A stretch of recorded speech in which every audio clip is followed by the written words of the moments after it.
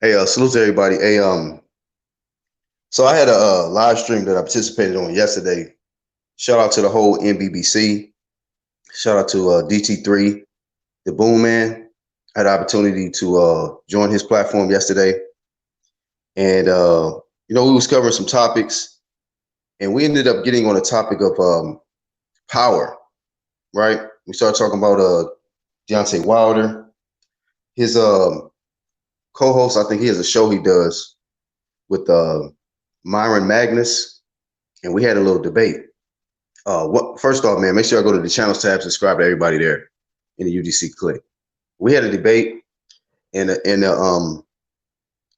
where I felt like the nigga was getting slaughtered. I'm gonna drop the link in a minute. Magnus is listening. He's welcome to come over here and get some more of this work, because he was on this Earl Spence shit yesterday. He was intoxicated, and he was saying some outlandish shit. It was kind of far out there, man.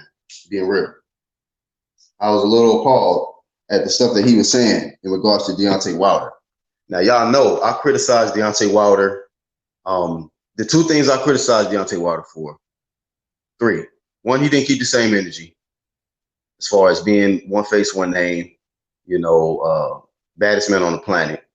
Two, he ducked Dylan White. Three, he ducked AJ. So I never said that the guy can't punch, nothing like that. But strange enough, people out here think that Deontay Wilder right hand is a fantasy. This is what Myron Magnus told me yesterday, that I'm imagining things to think that Deontay Wilder has power. And I'm just like, wow, man, I don't understand what niggas is talking about. Was even so casual, made a casual statement talking about, did Spilker go out on his back? I'm like, nigga, did you not watch the fight? If you're going to jump in the debate ring with a nigga like myself or anybody from this UDC, man, you better make sure you're on point, bro. Make sure you know what the fuck you're talking about. Make sure you do. You know what I'm saying? But I don't know, man. Some guys, man, I think that, see, this is what makes us different over here. I might not be a fan of somebody, but I'm going to keep it 100, though. If a nigga knocking everybody the fuck out and it's clear as day that a nigga has power, I'm going to give it up to him. Like, you know what? This nigga a ducking ass nigga, but he got power like a motherfucker. If you hit anybody on top of that forehead, it's night-night, nigga. Night-night. I don't understand what's wrong with niggas as far as just admitting that. And you know what? It's funny because DT3, I believe I've heard him say on many occasions that Deontay Wilder got the most power in the heavyweight division, if not the most power ever in the heavyweight division, hardest hitter. I may be misquoting him, but I've heard him say something to the extent of Deontay Wilder has extreme power, but his partner, Magnus, says otherwise. He said it's a fantasy. We're imagining things. Guys is able to get up. But my counter to that, to these guys that's getting up, if the ref can let the fight continue, is the nigga gonna still be standing up? No, Deontay Wilder probably catch that body on his record. Try to say something about Luis Ortiz. The ref had his wave the fight off, so it wasn't a KO, it was a TKO. How can you still? Great, it was a TKO, but does that change the fact that power caused the TKO? I don't get it with some niggas, man. I don't get it. Just keeping it 100, man. I deal with facts, bro. I got to deal with the real shit. Shout out to the homie D Jefferson in the chat with Speaking Mind Sports Talk. Shout out to him. Y'all make sure y'all support him on the channels tab. Salute to the homie Samuel Shaw. What's going on, homie? Toby, what's happening? Thank you, D. This nigga was trying to tell me yesterday, did Spilker go out on his back? Nigga, did Kim Kardashian go out on her back versus Ray J? Of course, nigga. Did you not watch the fucking fight? I mean, come on, man. Come on now. And this is just debate shit, so I ain't got no issue with the nigga, but he can come see me over here if he want. I always drop links. I just couldn't believe that the nigga was trying to debate me on Deontay Wilder's power. And y'all know I'm not no super huge fan of Deontay Wilder. I flame the nigga regularly, nigga. Regularly. The BBC I flame regularly. But am I gonna be fake about what the fuck they do? No. I can say that a nigga that's on that wrong side of the street got extreme power. Deontay Wilder got extreme power, nigga. Whether it's the titanium shits in his fist helping him or not, I don't know. But he knocking niggas the fuck out. And if you don't see that that's power, whether you're talking about a KO, TKO, a towel being thrown in the ring, a ref throwing his hands in the air like it's an incomplete pass or some shit, nigga, that's power, fam. What the fuck you talking about? You know? What are you talking about? It's like, for a little bit, I can just be cool and patient about the shit. But it's like, after a while, when you're talking the dumb shit, I got to get on your ass. I got to flame you. Shout out to IBFP in the chat. Speaking of flame, IBFP flames on a regular, man. Y'all do me a favor, click his icon if you haven't already. Even the ones catching playback. Click IBFP's icon in the chat, in the live chat, and sub to him, man. Sub to him. You know, I'll be over there supporting. He got the IBFP Raw as well. All of his channels is on the channels tab. Salute to you, bro. Speaking Mind Sports Talk says Wilder Power is top 3 of all time, regardless of what anyone says. I mean, his point was, who was Deontay Wilder knocking out? I'm like, okay, I hear you. He's trying to say that the only credible name that you can say Deontay Wilder fought, where you can say his power is whatever, relevant or not, is Tyson Fury. But he's saying Tyson Fury got up. He didn't get knocked out or TKO. I hear you there. And guess what? I felt Tyson Fury won the fight. You know, the ruling was a draw, but I felt Tyson Fury won the fight. So I hear you on the Tyson Fury situation. Everybody else, you know, it don't matter. And listen, this is the heavyweight division. The heavyweight division where one punch can end the night. And I would give this to Deontay Wilder because I'm not a fake nigga. I don't have to. I'm not out here pushing narratives like the other side niggas. I keep it 100. Deontay Wilder, what sets him apart from other heavyweights and what keeps him in the fight at every moment is not only does he have elite power, he has an elite chin. He has an elite chin. You know, and that's extraordinary. There's some guys that got extreme power, but they chin not elite. You know? But Wilder is one of those guys, and I can keep it 100 on that. But for a nigga to come up here and say that Wilder's right hand is fantasy, what are you watching, fam? What did he do to you? What did he do to you? What was the white boy that got his ass whooped that was talking shit about Wilder's daughter? Charlie Zelenoff or whatever, Charlie, whatever his name is. Is that your homeboy or something? Was you mad that he got, stretched? I don't get it. Why niggas just can't keep it 100? I critique Wilder for necessary shit he need to be fucking flamed for. But I'm not gonna flame the nigga power. Come on now. The nigga stretching every nigga. Almost every nigga. So for somebody to get up here and say Wilder power is a fantasy, nigga, stop drinking. Stop snorting. Whatever you doing, get off the dumb shit. Get off the dumb shit. And like I said, nigga, I drop links. So nigga can come debate me anytime. I just ain't got time for the fake shit. I'll slaughter a nigga on that fake shit, bro. If he want it, bro, that's gonna be easy, bro. Because I can tell the way he debate. He kind of got them other side nigga symptoms a little bit. He likes to yell over niggas when they talking. He like to interrupt them when they talking. But as soon as he shut up, I'm gonna body him. As soon as he shut up, I'm gonna body him. That's what I did. As soon as he stopped talking, I bodied his ass on that. No doubt, D. Ziggy saying, what's happening? See, you starting to come back, man. Hey, when that ship start all the way sinking over there, them niggas gonna come run back over here, man. I'm not saying you one of them niggas, Ziggy, but it's been a while since I seen you, so you probably back and forth. You in the in-between.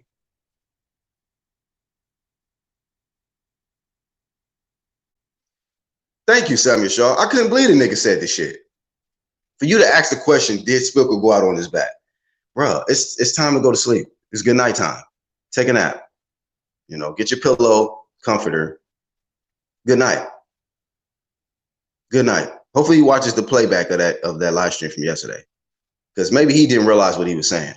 So I give him a pass. You know, we'll give him the Errol Spence pass. You know, like how you're giving Errol Spence a pass for being intoxicated?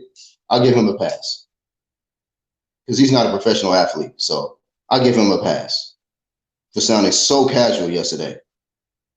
But shout out to him. I ain't got no issue with him. But, you know, I'm passionate about this boxing talk.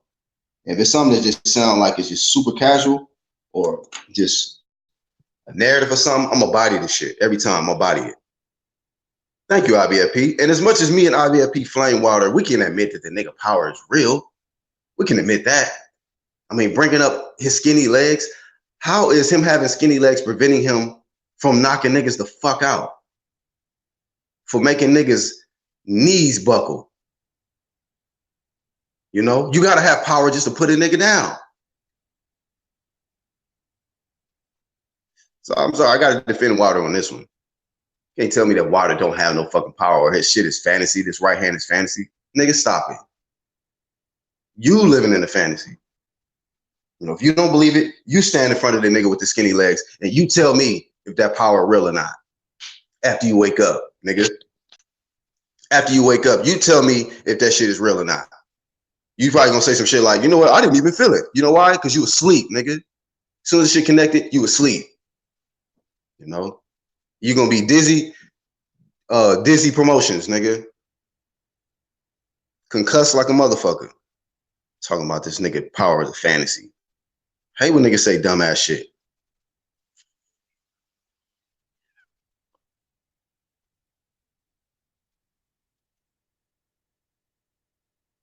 Ziggy Zang says, I'm not a Wilder fan, but agree. The only thing that you can't debate is Wilder's power. I'm like, that's the only thing. That's one of the few things you cannot debate. It's this year, man. Niggas is trying to convince you of something that ain't real. We can see Canelo stretch Kovalev. Oh, nigga, that's fake. That nigga didn't really get knocked out. Did you see how his arm was hanging on a rope? He wasn't really stretched. Shut the fuck up. You know? Niggas probably want to say something about Ortiz. Oh, yeah, Ortiz didn't get stretched. You know? He was still coherent. He still could have continued. That right hand ain't real. That shit fantasy. Like, these niggas be out here be trying to push shit. You can watch some shit with your eyes, your physical eyes, and see the shit for yourself. And because a nigga will say something, there's some weak-minded ass people to where they'll fucking believe what they hear more than what they see. People will believe more of what they hear over what they see.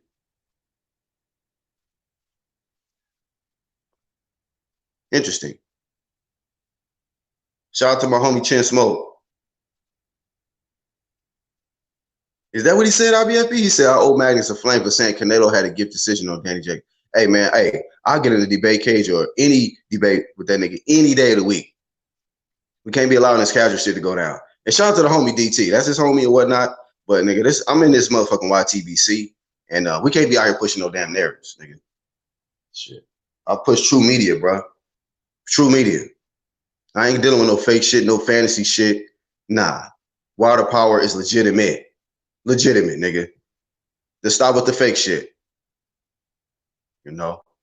I wish that nigga would take that legitimate power and use it versus Dylan White and AJ instead of the damn quadruple talking he been doing every time he asks about facing those two guys. Nigga, that's what I flame Wilder for.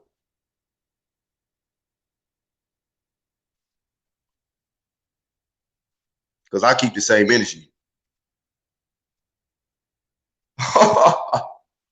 Spence Juice Promotions. Yeah, he was on that Spence Juice yesterday, man. I don't know what he was sipping on. He was sounding really silly. Really silly. I let him make it, though, until the end. I was like, okay, look, enough is enough, nigga. Enough is enough. Cut niggas off with that casual shit.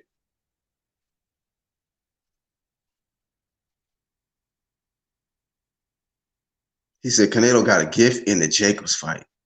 You got to be kidding me, bro. What is your angle? Are you really a student of boxing? Or you just do this shit to get a reaction out of people? I don't know. But to say the Wilder's power is not real and to say that Canelo got a gift over Jacobs, nigga, have several seats. Have for several seats. See me in the debate cage any day of the week, nigga, with that dumbass shit. With that dumbass shit. I still want to smoke with the Wilder shit. That's somebody else smoke. I'm gonna leave that for IBFP. That Jacobs Canelo gift shit. That's the stupidest. That's even dumber than a goddamn fantasy. I don't know which one is dumber. Wilder having fantasy power or Canelo getting a gift over Jacobs. I don't know which one is worse. I really don't. Thank you, Toby. Anything but that shit. You could have said, you know, the nigga has terrible footwork. He don't throw combinations. He loads up too much. He telegraphs anything. But you're gonna try to say that the nigga power is fantasy? Bruh. You drinking that fantasy Ciroc, nigga. Fantasy Ciroc promotions, nigga. I'll body that nigga on that shit. That's too easy. That's too fucking easy. I'm like, you gotta be trolling, dog. You gotta be trolling. Speak Your Mind Sports says Raw is quickly becoming another platform like the UDC. You step in either UDC or Raw, and you getting that flame for sure. Anybody can get it. Hey, bro, you step in the motherfucking IBFP Raw or this motherfucking UGC. Just be ready, nigga. Get your crust out your eyes, nigga. Nigga, make sure when you hit the link, you ready. Ain't gonna go how you think. Make sure you ready. We don't care about grizzly faces and all that dumb shit, nigga. We're gonna chop your ass up. We're gonna chop your ass up. Come in here with that fake shit, you're gonna get chopped. Shout out to the homie out TBA.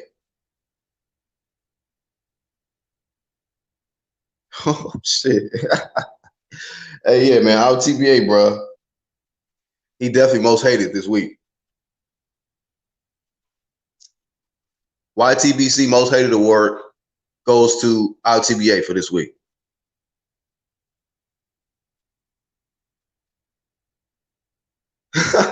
I didn't even feel the promotions. Yeah, you was asleep, nigga. Cripple promotions, nigga. Concussion promotions, nigga. Night.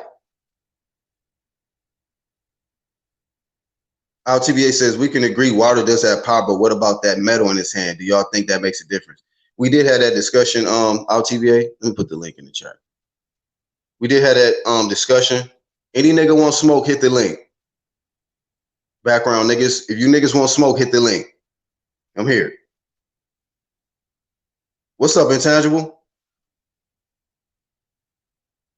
But you know, our TBA, that's a good question, man. Because like I said the other day, if he was knocking niggas out with the left, then you really couldn't say nothing about the right hand and the metal being in there. All his KOs coming from the right, fam. From the right. All the damage is being done with the right, so you can question that. But even with that, you know, with the metal in his hand, it's still power.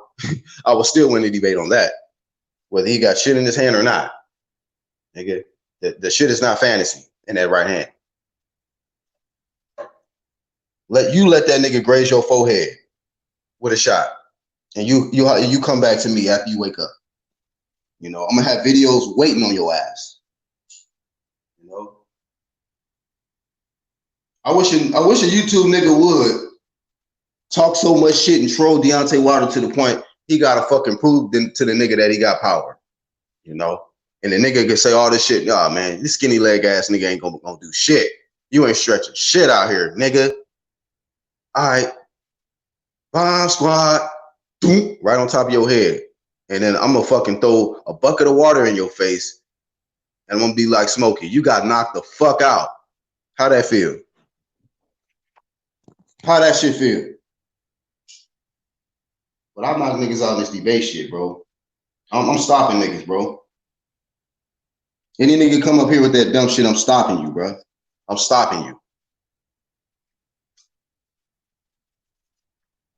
I held back on DT channel yesterday. Over here, nigga, I would have got him. I would have got him up out of here. He would have clicked off. He would have been too hot. Fuck with me. Dave King says Ernie Shavers hit harder than Wilder, and he was facing much better opposition than Wilder has ever faced. It's proven the better your opposition, the harder it becomes to get the knockout. That's true. That's true. And he was making that point, though, about the opposition. So I can give him that credit there. But to say his power is fantasy, even the nigga, right, that I felt beat him, he dropped the nigga twice. Deontay Wilder was completely outclassed. He was not in the same league as the Tyson Fury, and yet he still managed to drop the nigga twice and damn near knocked him out in the last round. After all the work that Tyson Fury did, frustrated the nigga, piled up, I don't know how many points on the nigga, he still damn near got stretched at the end. Now, I think he got up before 10 and started whooping Deontay Wilder's ass. But that does not change the fact that he sat on his ass twice, nigga, twice in that fight. Which proves my point that the nigga Deontay Wilder has power. Okay? Power. I can see if he didn't drop Tyson Fury, then you can say, okay, when he stepped up in competition, his power vanished. His power did not vanish, nigga. Tyson Fury had defense, and he avoided the right hand. But what we do know is when the right hand lands, nigga, you're going down. You're going down or you're going to buckle. Fuck these niggas out here talking about. Fuck these niggas talking about. Can't stand dumbass nigga shit out here. Like, nigga, look. If you're going to do these live streams, you're going to talk this real boxing talk, nigga, make sure that drinking got your motherfucking intelligence impaired. Fuck that dumb shit. Fuck the dumb shit. I can back up everything I'm fucking saying. I'll body a nigga on that. I don't even fuck with Wilder like that, but I'll body a nigga on that.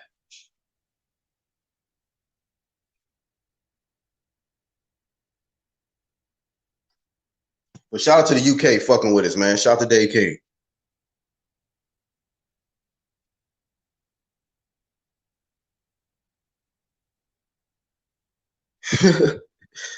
He said, I think you just, did I? Oh, my bad. Right. Speaking of power, we got Little Wilder getting stretched and Big Wilder stretching niggas. Well, yeah, y'all, hey, but even though I posted that link in there, hey, that motherfucker got over 1 million views, bro. Not for winning, but for getting stretched. Nigga. If you want to do some views, nigga, get in the ring and get stretched. You'll go viral. You won't have to ever worry about attention, nigga. Ever in life. Get stretched out here, you're going to go over 1 million views in 2 days. That's what Marcellus Wilder did. He did over 1 million views in 2 days. Deontay Wilder ain't even fucking with that nigga like that. Since it's just all about views and social media.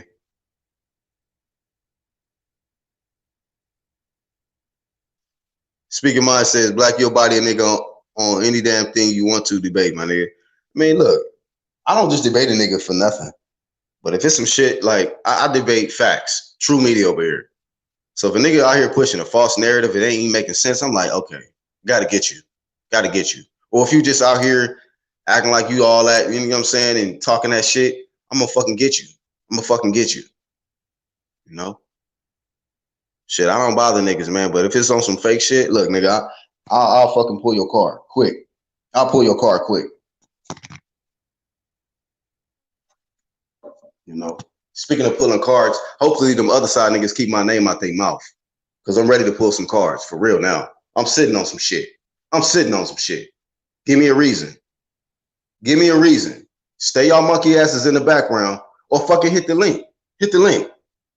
You know? Because ain't no nigga on that other side over really called me out. Ain't nobody called me out on that other side. You know? So keep my name out your mouth. Keep my name out your mouth. Nigga.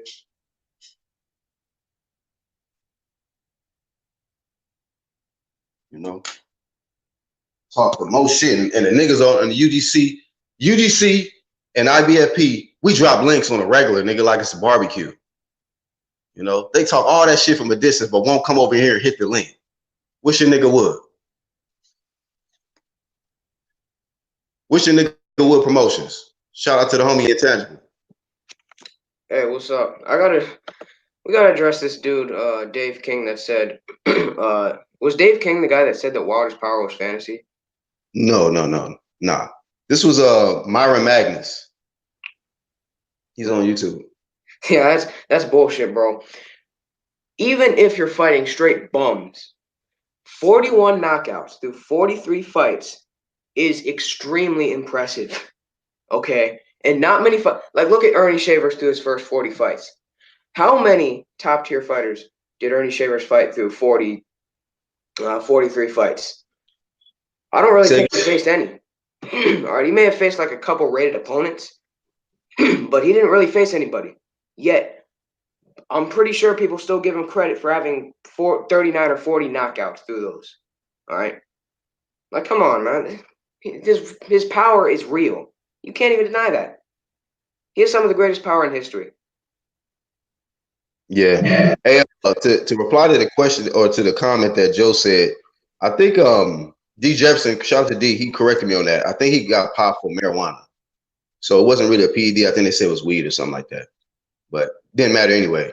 Maybe should have did PED since he got stretched. The punch resistance was definitely not there. You know. But go ahead, bro. That dude got hit with a left hook. He went to sleep. I mean, seriously, he fell down and looked like he looked like he was starring on the ESPN Body Issue magazine. Well, you know, that knockout was brought to y'all by Ceiling Lights Promotions. That nigga was looking at the ceiling lights as soon as he got stretched.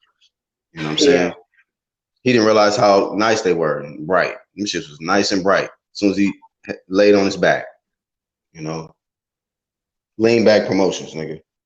That's what he was on. Yeah, IBFP, free smoke over here, man. I'll drop the link one more time. You know, shout out to you background niggas. Hit the fucking link. Hit the fucking link, bro. You know what I'm saying? Shout out to Jamal. Shout out to El Jefe. Shout out to Blood Boxing. Only niggas that hit the shit that disagree with what the fuck we gotta say. Only 3. I can only count on one hand that a nigga who disagreed with the UDC ever hit the link and actually got up here and fucking talk that shit. Blood Boxing hit the link? Yeah. The other day.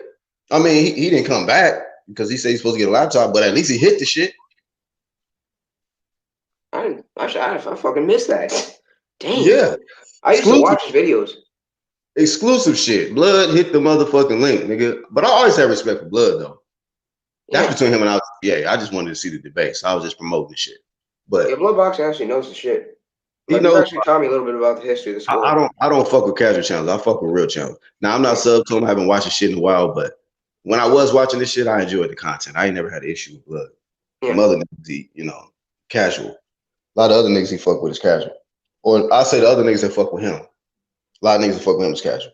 Although, to be honest, I don't really give credit to El Jefe for hitting the link because he's just a fucking troll. That's it. Oh, he don't get credit? Yeah, he's a troll. Right? He know boxing though. He know boxing, but he's too biased. He's too biased to Mexico. He's too biased to 214 Dallas, you know, Texas fighters. Yeah. And, Canelo Alvarez. So them top 3 shits. Don't forget about Tank. Oh, Tank too? Yeah, he's real about his torch Tank. He has Tank in his top 10 pound for pound. Well, my bad. I got to put it in perspective. It's PBC, Mexico, Canelo. There we go. That covers that. Downstairs. Hold on, y'all. I think my dog got in this motherfucker. Yep. My dog broke the door. Salute to everybody tuning in. Salute to everybody tuning in. My dog fucking busted through the damn door. I forgot to lock it. What's up, Jamal? Good morning, man. Hey, what's up, Black? What's going on? Man, just woke up with some shit on my mind. Niggas out here trying to discredit Deontay Wilder, saying that his power ain't real. It's a fantasy. That's the new narrative, I guess. What? Do you agree with that? Do you think Deontay man fantasy? That's how some people feel. Speak on it. Speak on that shit. Clearly, guys, that shit don't like Wilder, man. I say, whoever said that clearly just don't like Wilder. That's just. You said they clearly don't like Wilder by saying that? Yeah. You're in a bad area, I think. Yeah, you're kind of breaking up a little bit. You know. Hey, can you hear me? Yeah, you in that Decatur, Georgia Wi-Fi or some shit. Nah, man, I'm in these goddamn. I'm riding, man, going to these back through these back roads and shit. Can y'all hear me clear, little?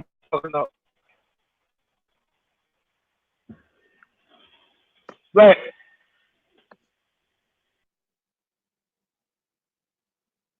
Oh, he's out now. I've been over there before when I was truck driving over the road. But shout out to Jamal for always coming in, hitting the link. I know he want to say something about that, the Deontay Wilder shit, because he is super Wilder fan, so I know he got something to say. Yeah. Wilder hate, or Wilder criticism is sometimes hate and sometimes it's real. Like, I have nothing against Wilder the person. I think he's a good person. I think he's a great talent, great puncher. I think he's got some skills. But I mean, you know, there are some things to criticize about him not taking fights, him not taking the risk needed to be considered the consensus #1 heavyweight. But say that this dude doesn't have the power. God, like, what the fuck? I mean, like, so Dave King in the chat says it's harder to knock out boxers as the opposition skill levels increase. It's really simple. If you're a banger and fight trash cans, it's easy to get the KO.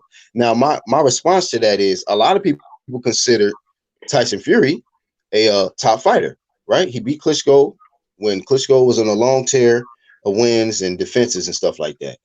Yet, and I said this before, you know, the fellas came on. Shout out to Unbiased coming on too.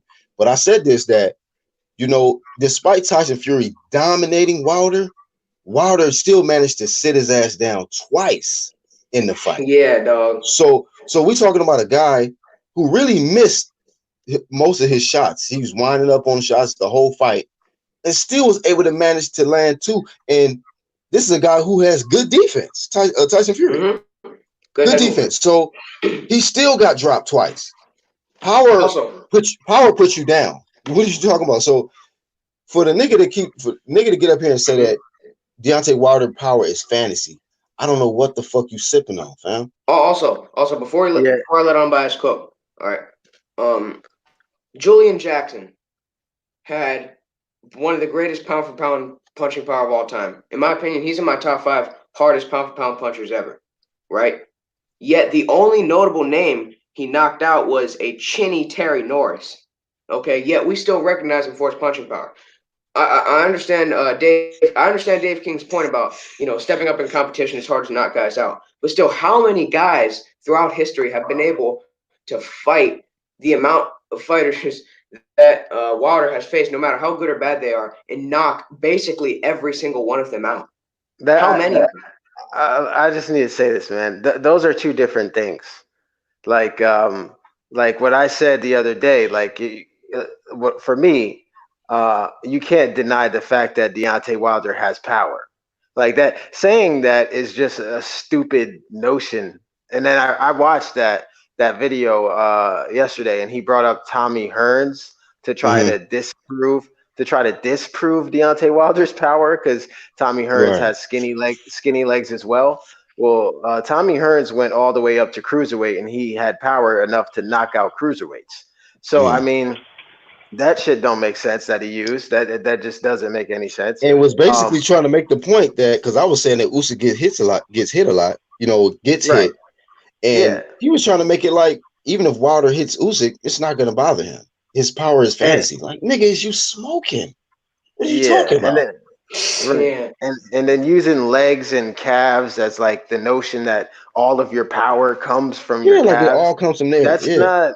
That's not true. And I could tell he's never boxed a day in his life. It's the tort in your hips that you use. It's not your calf muscles. It's the tort. And for like a guy like Manny Pacquiao, he leaps into his punches and torts his hips into his punches. That's why he gets enough leverage where his punches are like dynamite and they hurt. Is he a KO artist? No, but he has significant power to drop your ass. So Wilder clearly has significant power enough to drop whoever's in the ring. That issue, that's a different topic. Like, can he knock out other elite top heavyweights?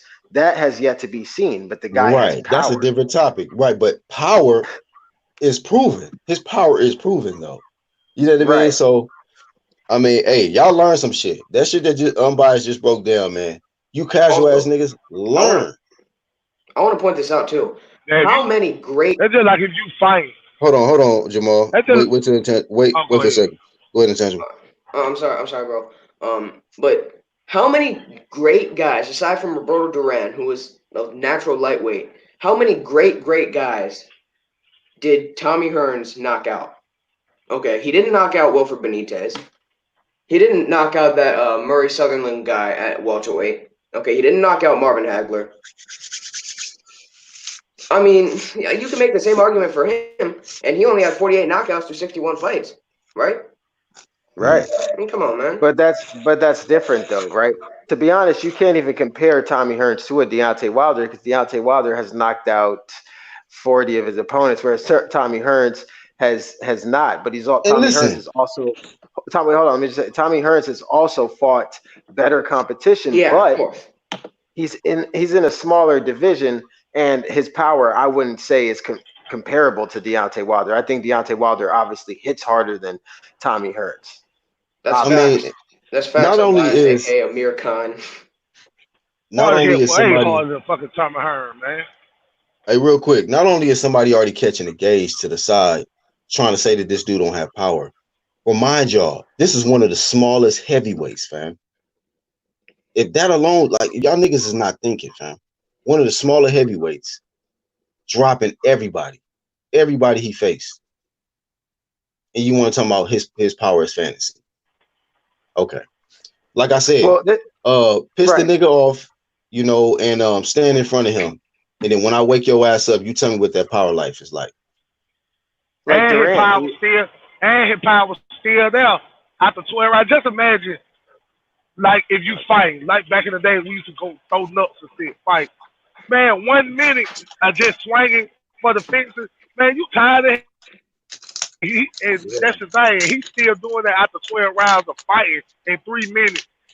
And still, the power was still there, still can knock you out.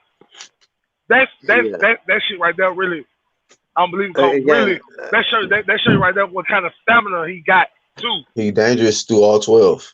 Yeah. And like, I think it's two different things, right? Deontay Wilder clearly has power. He's dropped everybody's face or he's knocked them out. I mean, and to try to say, oh, the only way that you're knocked out cold is if you're on the floor asleep. Well, then a lot of the greatest knockout artists in our history are not technically knockout artists then, if that's the standard that we're using. So, I mean, to say that is just kind of dumb. It doesn't even make sense. Like, oh, it's not a knockout unless he's on the floor sleeping. What the fuck are you talking about? The motherfucker try to say that he don't have power by saying he got a TKO. Motherfucker, the power is what caused the TKO, fam. Exactly. Damn, bro. Oh my god. I gotta think, man. That's how I don't want to fire roast that nigga like that on that debate. But come on. You should have though. But I felt like he was just drunk and saying dumb shit. To be honest with you, I guess. Listening to him, he just sounded drunk and dumb. Now you could debate it if you saying, "Oh, okay, well, he's knocking folks out the first round. You still got power the first round, but that ain't the case. He's still knocking folks out 10 down, stuff like that. You in a bad spot, bro. That's that Verizon Motorola merge promotions. That Hold on, let me respond to Brick City Chink though. He said Ortiz is a knockout artist. I wouldn't say that. I wouldn't say that. Unfortunately, you know what I'm saying? Because you know what I mean. I wouldn't call him a knockout artist.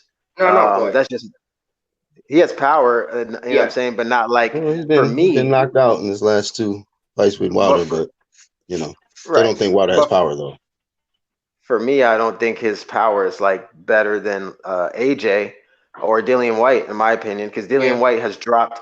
Dillian White and AJ have stopped guys that are have proven chins and have never been dropped or stopped. So that's just my opinion. Right. I mean, that's another quality that I wanted to add. Go ahead, bro. Luis Ortiz. Did he even stop? Did he stop Brian Jennings? Yeah, he stopped him. Yep, early. It was early, I think. Yeah, early. That was after. So what you consider a knockout artist? What do you consider is a knockout artist? I think Wilder's a knockout. Deontay Wilder, he knocking everybody the fuck out. So I'm saying, what's the criteria? That's a knockout. Bro, we can't hear you. R2D2 shit. That's out. Damn, this shit fucked up. I'll come back. Come back. Comcast Xfinity Promotions. Yeah, Wi-Fi cancel promotions, nigga. That shit is over with. My only thing with Wilder is when you step up competition, KOs stop, coming. It's happened to even the greatest in heavyweight division too. So any division, really. Yeah, exactly. Division. I don't think it's going to exclude him. That's my opinion. Yeah, man. But even when he steps up, he's dropping these niggas. Exactly. That does not mean he doesn't have power, because those are two different things. Again, Deontay Wilder has power. Has he yet to proven that he could stop an elite opponent at that division? No, but he did drop Tyson Fury twice. So there's an example of him having power, even though Tyson Fury's been dropped, a couple times. and then for people that, for casuals, like TKOs, like that does not discredit somebody's power. Like just because somebody gets a TKO, not a KO, you're not proving your point that a guy doesn't have power. You're not proving that. Okay, power is what causes the TKO, man. He's proving your point. Right, that's all you're doing, bro. Like I said, that Arrow Ciroc juice you got. Put it out. Like, as I pointed out, bro, Tommy Hearns didn't stop Iran Barkley. He didn't stop Sugar Ray Leonard. Okay, he didn't stop Marvin Hagler. He didn't stop Wilfred Benitez. He didn't stop Murray Sutherland. Okay, the only top guy that he stopped was Roberto Duran. And Roberto Duran was a natural lightweight. But do we deny that he has great power? Nobody does. Nope. I just don't understand the notion of skinny legs means you don't have power. That shit doesn't make sense. It doesn't make any sense, bro. I know all kind of skinny niggas coming up that was knocking niggas smooth the fuck out, bro. Tell me. Yeah, Tommy Hearns has skinny smooth legs. out. Yeah. But intangible. He used Tommy Hearns as a talking point to try to discredit Deontay Wilder, saying the amount of weight classes that Tommy Hearns moved up, he couldn't knock people out that were, at the bigger weights. But that doesn't make sense, bro. That's like saying, Inoue, he's knocking people out at this division, and if he moves up 2 divisions, he's not stopping people. That means he didn't have the KO power. Like, what? That don't make sense, bro. That means he moved up and fought bigger opponents, you dumbass. Like, I'm not understanding that. Yeah, bro. It's how this shit be out here, bro. Dude's 30 pounds bigger than him out. Right, he's a small heavyweight, and he's stretching these niggas, man. Although to be fair, he does have a much bigger frame than most of the heavyweights, like 6'7", 81 inches of reach. Yeah, he has an easier time than most others. Keep being able to keep distance and drawing people in. We got literally a wide receiver, nigga, boxing. Sure. Yeah, he is built like a wide receiver, though. Yeah, T.O. ass. Who, Wilder? Terrell Owens looking ass. I think he's more like literally built like Calvin Johnson. Nah, I think he's built like a basketball player, to be honest with you. B-ball. Well, a lot of receivers play basketball, so yeah. Okay. You get those hops. Yeah. But listen, I think he has power. It's just, again, when you step up and fight elite competition, the power stop coming. It happened to Tyson. Somebody's washing dishes. I don't know, but it happened with Tyson. No, you're good. I'm just saying it happened with Tyson. It happened with a lot of people. You know what I'm saying? Like, bro, like the knockouts stop coming when you step up in competition. So that's just facts. Yeah, exactly. That's facts.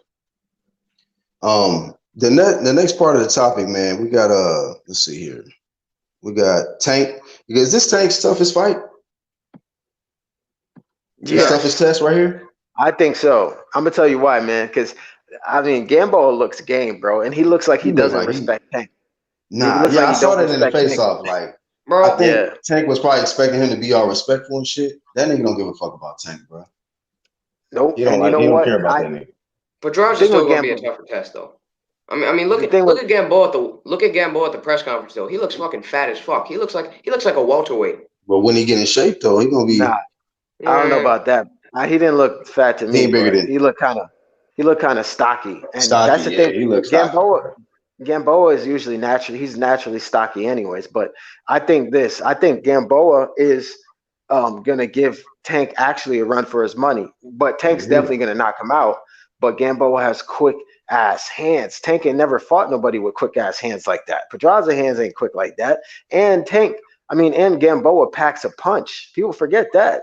Gamboa was stopping a hell of people in his career. He stopped mad people. So he had Crawford doing stanky leg, low key. Yeah, so he caught him. So got to keep it 100. That fight should be easy for Tank. If that fight isn't easy for Tank, I'm probably gonna roast him, man. Here's the thing. I understand Gamboa got fast hands. Gamboa's got power. This dude is 41 though. He's not gonna have the same speed. Pedraza does have fast hands. Okay, there's a reason he has the nickname the Sniper, right? Because he's a very accurate, volume, fast puncher. Nah. They called him the Sniper because he was accurate, not fast hands. He just don't have fast hands like that. I mean, I mean, with Gamboa being 40, 41 years old, it'll probably be comparable, though, to be honest. And he's always been chinny. He's always had problems with his condition. He's a 4-round fighter. Nah. I wouldn't call him a 4-round fighter, but I would say he's like a front runner. I'll give you that because he stopped. You see, early in his career, he was stopping everybody early. Yeah. You know what I'm saying? So he was getting used to that. And then when he went like a full 12, then you could tell that he would fatigue later. You know what I'm saying? So I'll give you that. But he's still he's dangerous early. But like you said, he is 40, so that's a good point. And he's definitely not the same Gamboa that Terrence Crawford fought. So motherfucker got knocked out by Robinson Castellanos, who was 24-16 at the time he faced him. And I'm supposed to expect him to give Tank this tough fight? Nah.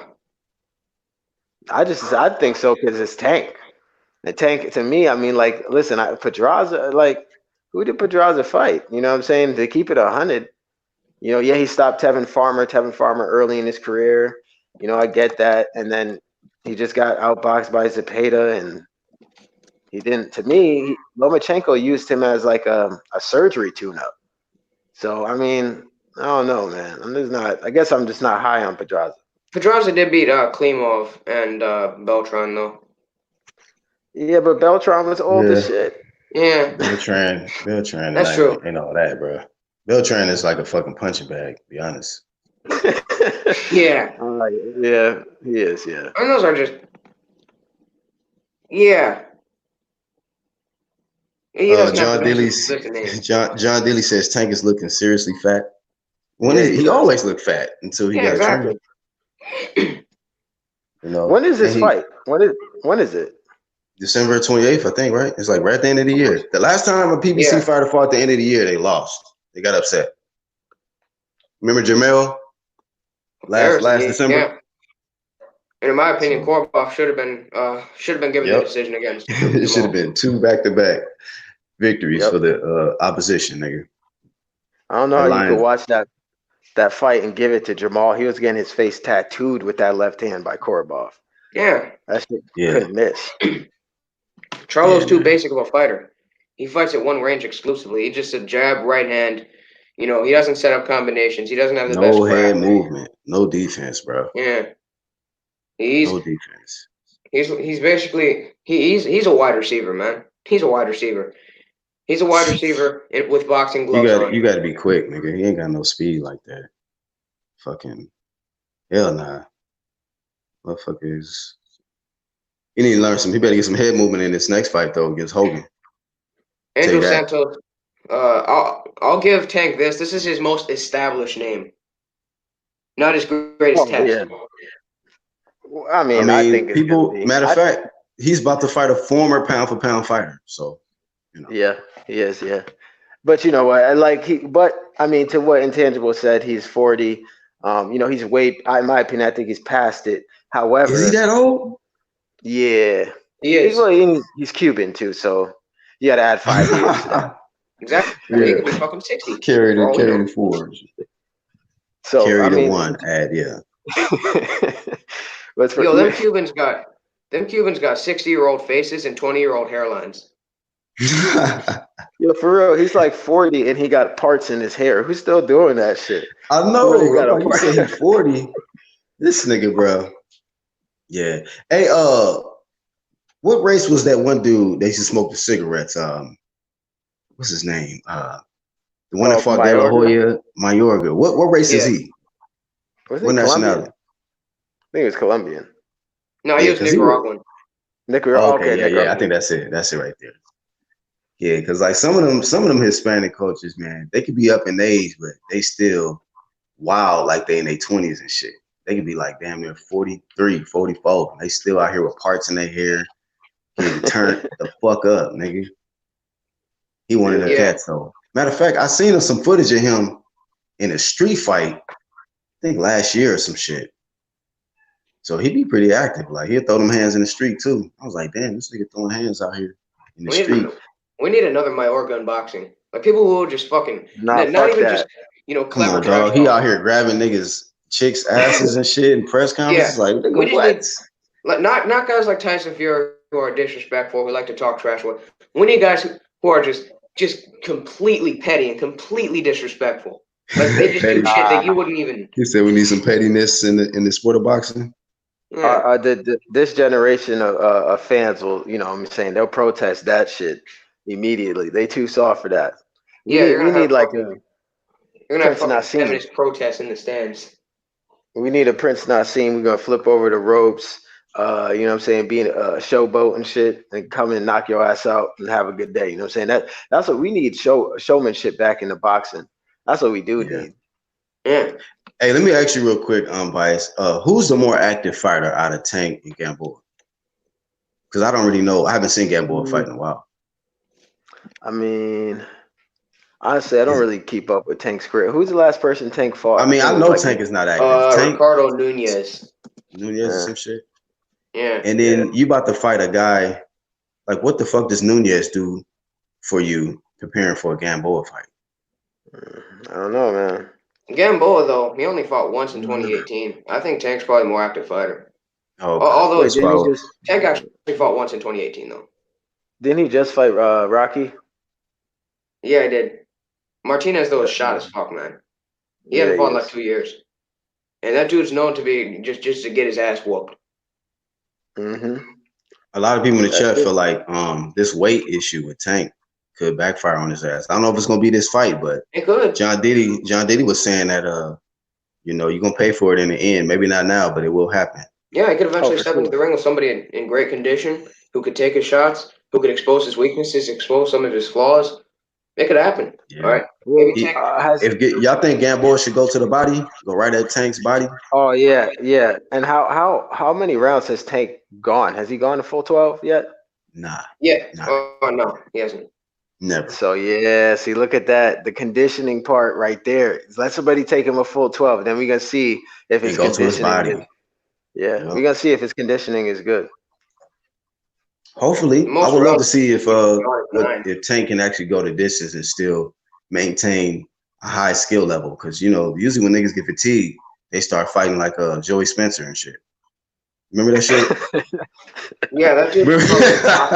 And now don't get me wrong, the nigga got skills, but when he got tired, I was like, oh shit. Shit. That shit was over, bro. I said, man, somebody help this brother. He's trying to make fucking Floyd Mayweather style with the Miguel Cotto style. I don't understand. These dudes want to be Floyd. These dudes want to be Floyd and fucking James Toney so bad. You said what about James Toney?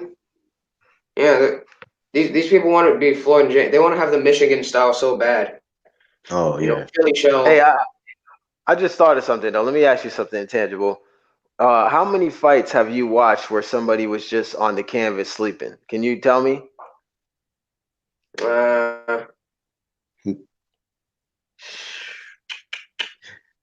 mean, I've seen Wilder versus Spilka. I think Spilka was sleeping. Yeah. Lajkovic was on the floor twitching and shit. Stavern took a 10-second nap. Yeah. In the second fight. Oh, Marquez Pacquiao. What was Marquez Pacquiao? There you go. Yeah, I mean, there's been. So it's Marquez. So you asked when was the last time you seen somebody sleep? Yeah, just sleeping. Oh, so does that mean? I can tell you. So does that mean Marquez is like this knockout artist now because he did that? Anyway, ain't in the way out here sleeping cats. Oh yeah, he didn't sleep off Ayano. Yeah. Anyway, slept the nigga. You know, that nigga Marcelo's, whoever the nigga that crip walk on Marcelo's, give him some credit, man. I just don't get the talking point. I didn't mean to go back to it because I just thought about it. Because he said, oh, if they're not sleeping, then that means that they're not KO artists. It's like, does he want them to, because he said that Ortiz got up and Fury got up. Like, does he want them to sleep forever? Is that right? They can't, if they get up at 12, if they get up at 12, then they still, the power ain't good enough because he got up at count 13. If they get up 3 minutes later, that means that his power is still not good enough. It's like, what the fuck? But yet he did send a nigga out on a stretcher, which he forgot, I guess. You know what I mean? So wow. Dave King said Khan was sleeping in the Canelo fight. That doesn't count. That does any fight with Amir Khan doesn't count. He said exclude Amir Khan off the list. He always sleeping. That dude always taking naps and shit. Let's see. KO artists. How many has Spence ever KO? Shout out to Spence. Get healthy, man. Has he put anybody to sleep? You can say Algeri took a slight nap. Oh, Bundu. Yeah, Bundu took a goddamn nap. He took a motherfucking nap in front of the Olympics, during Olympics and shit, I think. Around that time. Yeah, he took a knee. Man, if I was on that stream, dog, he would have got listen. Ice. I'm glad you wasn't, bro. Pretty bad. You know, I was trying to take it lightly. I'm like, okay, he intoxicated. I was like, bro, okay, enough is enough, man. Enough is enough. You say dumb talk. Love the dumb talk, you know. Is what it is. Maybe he'll hear the playback and be like, you know what? I had a little too much to drink, and Wilder's power is legitimate. Sometimes the Wilder hate in your blood might make you say some dumb shit, like because that was dumb. Clearly, it was some hate. It's some hate there, you know. Because I don't hate Wilder. I just keep it 100 on the dude. You know, people mistake us for being haters of the dude. If I was a hater, I would say what he said. Wilder don't have no power. It's a fantasy. Like what? What is he talking about? I'm gonna be honest. I don't even dislike Wilder. To be honest, I don't dislike him. To be honest, I think outside of the ring, he's a class act. It's just that I don't know about all that. You know, he be triple talking when you ask him about AJ and shit. But oh, I saw that, bro. He didn't want what's wrong with this dude? It seemed like he don't want to I don't think he wants that smoke. I don't think he wants that smoke. But why do you guys think? Oh my God! Okay, good. I'm glad we're on the Wilder topic because I was listening to the Boxing Voice and they had what's his name, Brian Cluster up there, and he was saying that the ticket sales for Deontay Wilder versus Ortiz didn't do good. That's what he said. And then he said if the pay-per-view numbers are low, that Fox will not release the numbers. That's what he said. He literally said that. On the Boxing Voice. I'll be right back, y'all. Dave King, when I say Wilder's a class act, I mean like outside of the ring, outside of boxing, like you know how he fights for his daughter and things like that. All right, he's a respectful person. That's what I mean. I like that about him. I'll be honest. Yeah. But I don't like his personality. I don't like his personality at all. That's just my opinion. Yeah, it's kind of fucking cheesy to be honest. Yeah, for sure. But I mean, they're saying that the ticket sales did not do good for this fight. He was like, it's not where we want it to be.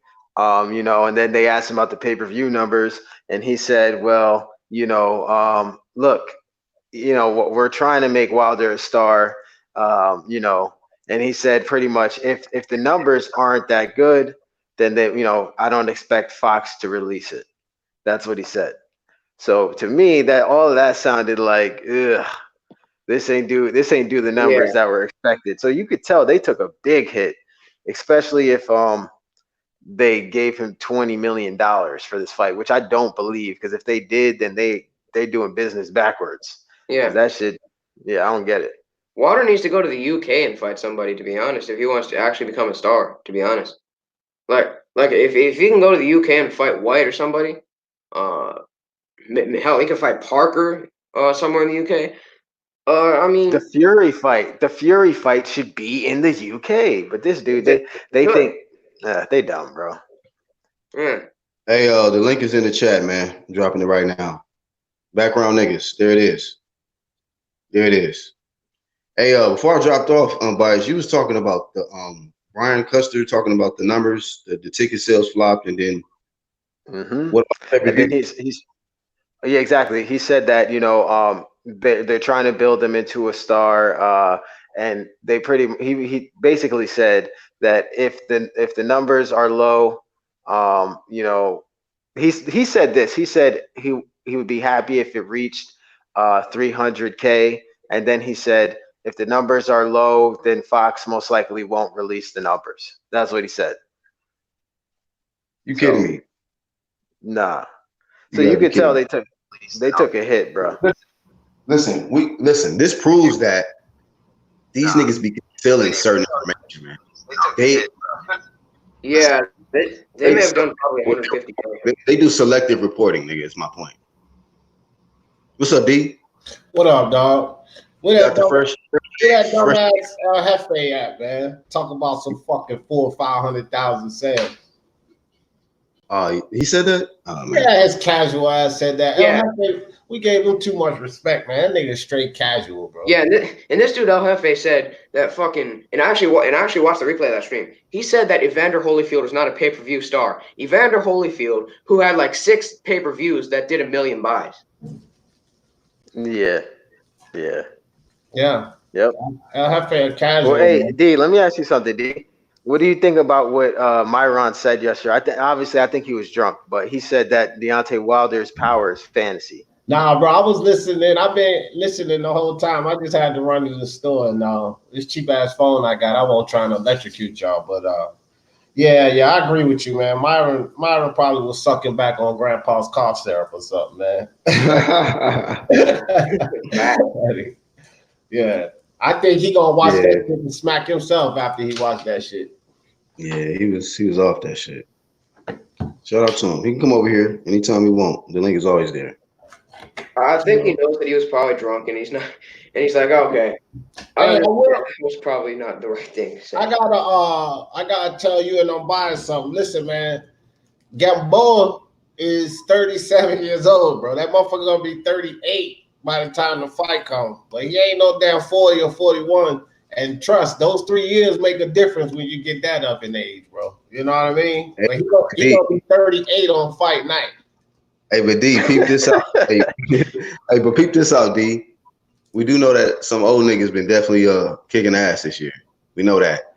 And then on top of that, bro, the last time we seen the PBC star fight at the end of the year, they lost. Yeah. Man, no, I agree with you. Listen, I don't even hate, but I hope Gamboa go in there and get this nigga all he can handle, bro. Just so that these people could stop that. I mean, I think Tank gonna win, but I just hope it's one of those fights where Tank get his ass. Hey, so if he loses, right, is that good for boxing? Yeah, it's good for boxing. Hell yeah, it's good for boxing. Because I'm gonna tell you why. Listen. It'll teach all these young fighters coming up. Fuck that, don't lose the old shit. You gotta fight and get better. Shout out to the nigga Charles. Shout out to the nigga Charles D. Say every O must go. Get that shit out of here, nigga. Yeah, get it out. Yeah. That's gonna give me the L. I mean, I'd be massively overrating. First of all, shout out to a regular militant. But shout out to Red. I'd probably take a huge L there because I would have probably been overrating Tank's skills if Tank actually ends up struggling with fucking Gamboa. Yeah, right. You overrating his skills, fam. Let me just tell you that straight up. Let me tell you now. You're not alone. Overrated skills. Yeah.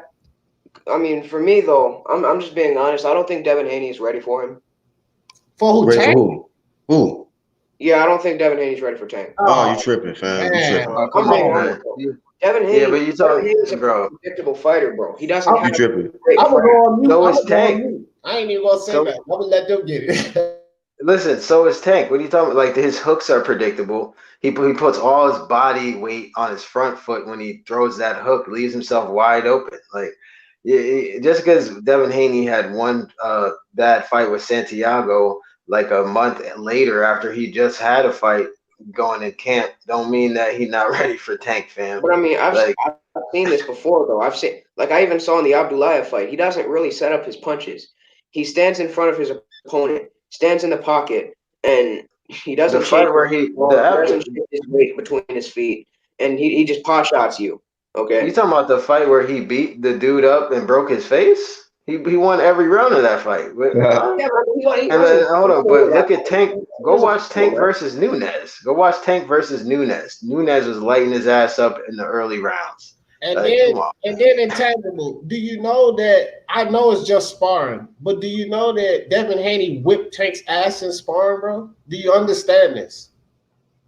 Like, well, I mean, fucking Paul Spadafora was whooping Floyd's ass in sparring. I mean, it doesn't matter. We're talking about Tank and Haney right now, bro. Do you know he whipped his ass in sparring, bro? Do you understand this? I know. Do you understand that the dimensions? It's different. It's not the same in sparring as it is in the ring. Okay, hold on. Do you understand that the dimensions between Tank and Devin Haney is far off, bro? He's longer. He's taller. He knows how to use his jab. You understand all of this? Tank is used to fighting. Like, Pedraza was 5'10", bro. He's not used to fighting guys better than at a skill level, at a certain skill level, intangible. You even said it. He ain't fought no fucking body. So now he's fighting a guy with these better dimensions that also has the skill behind it. But Devin Haney hasn't really fought anybody either, though. All right, bro. But look, Devin Haney is showing just as much. He fought Tank, though. He fought Tank, though. Tank is. He fought Tank. You know what's funny? Everybody, when they say, when I say Devin Haney, I don't think it'd be Lomachenko, they bring up Pedraza and say, well, Devin Haney's better than Pedraza, right? And look what Pedraza did to Lomachenko. But now that'll be a tough little fight for Devin Haney. Look, people are talking about, you know what? Some people, I'm gonna be honest with you. Some people even saying Fortuna gonna beat Devin Haney. That's what people talking about here. That's hate. He's awkward. That's Now I picked Devin Haney to stop Fortuna, but a lot of people feel like Fortuna gonna give him that work, bro. I think he'll do probably an 8-4, 9-3. Hey, but unbiased. You don't think the sniper will give Devin Haney problems?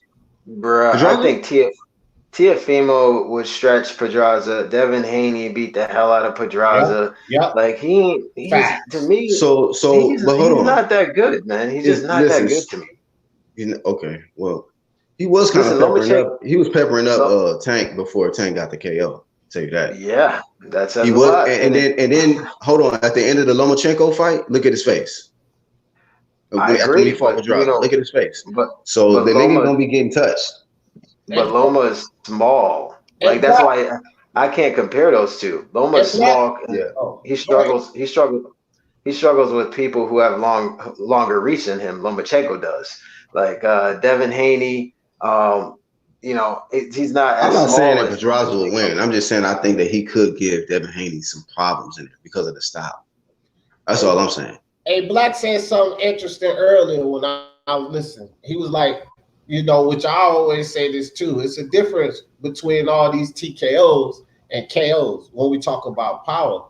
And that's what I always say about Tank, why people overestimating his fucking power, bro. This dude got he got stops, but stops ain't all the same, bro. You got KOs and you got TKOs. Tank got a massive amount of TKOs, bro. And Pedraza took a lot of clean, flush punches from Tank before he stopped him, bro. A lot of them. If he had this one punch knockout power, all this power like people claim, Pedraza's not taking all of them goddamn shots like that, bro. He just not, man. Like people got to pay attention to this shit. Yeah. Power isn't as important on a high level, right? But this is why, see, look, when you talking about that, this is why, when niggas talk about that Wilder shit, I be like, nigga, see, because there's fighters that got to put up a whole volume of work on you to break you down and then get you out of there. And then there's one nigga that can just fucking hit you with one and it'd be done. Your legs is gone. You on the ground. Exactly. That's real power because that don't rely on you getting tired and you having to be broken down to the body or some shit. The nigga can hit you one time, fam, and it'll feel like you've been in a 12-round fight and you've been broken down and fatigue and shit. But one shot. I will say this though. Ortiz did look tired when the Wilder knocked him out, though. Like he did, Wilder did look like he got him tired, and then just what I'm saying, hit him with that right hand, and he went to sleep. But I just saw the 7th round, so I ain't even watched the fight. But yeah, I see your point, though. Remember, I called that shit, bro. I said Ortiz is old. I called this all fucking month before that fight. I said Ortiz is old. He putting on all that goddamn muscle, and he gonna fucking gas out. I called that shit all month long. Now niggas want to holler fix and all that dumb shit. It happened just so like, how do niggas explain, like, right? They say, for instance, now people can say like, oh, Brazil ain't shit, but he knocked him out in the 1st round. Walking to him, he knocked him out, bro. 1 shot. Yeah. Right. It took AJ. I'm just saying, like, it's and the nigga was flat, fam. Like the nigga was looking like Marcelo's. Yeah, and it took fucking AJ seven rounds of just beating his ass to be able to stop him. Yeah, but that he was undefeated then, and also we could do the same with like Molina and Wilder and AJ. So you could do a flip, vice versa. But Wilder did stop him in 1 round, so that is an example of power. Exactly. Like, I don't understand. I don't get it. Shout out to my man Red Glove, the silent assassin. What's up, Red? I told y'all that nigga be here, low key though. Hey, well, yeah, all I gotta say is, senior citizens, they need their nap time, and,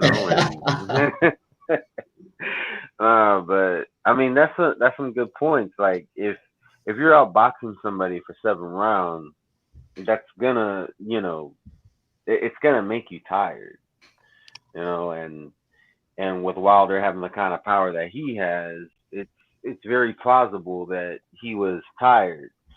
And as for the fix thing, I think a lot of that is just people making a point. I haven't seen anybody legitimately say that it was a fix. They're just making a point, like, hey, if you're gonna say that the Kovalev knockout was a fix, why aren't you saying anything about this one? So, but or Kovalev paid to lose, like some of these casuals out here talking about, bro. Yeah, get out of here. The sport. It's ridiculous. Like that's how you could tell who's really trying to push something. I'm not saying that this one was a fix at all, but I can see where people are coming from. Like when Iron Kong, and then that was actually a good example. I was watching that stream from the other day that I missed, and Iron Kong was bringing that up. He's like, "How will you call that one a fix, but you're not gonna call this one a fix?"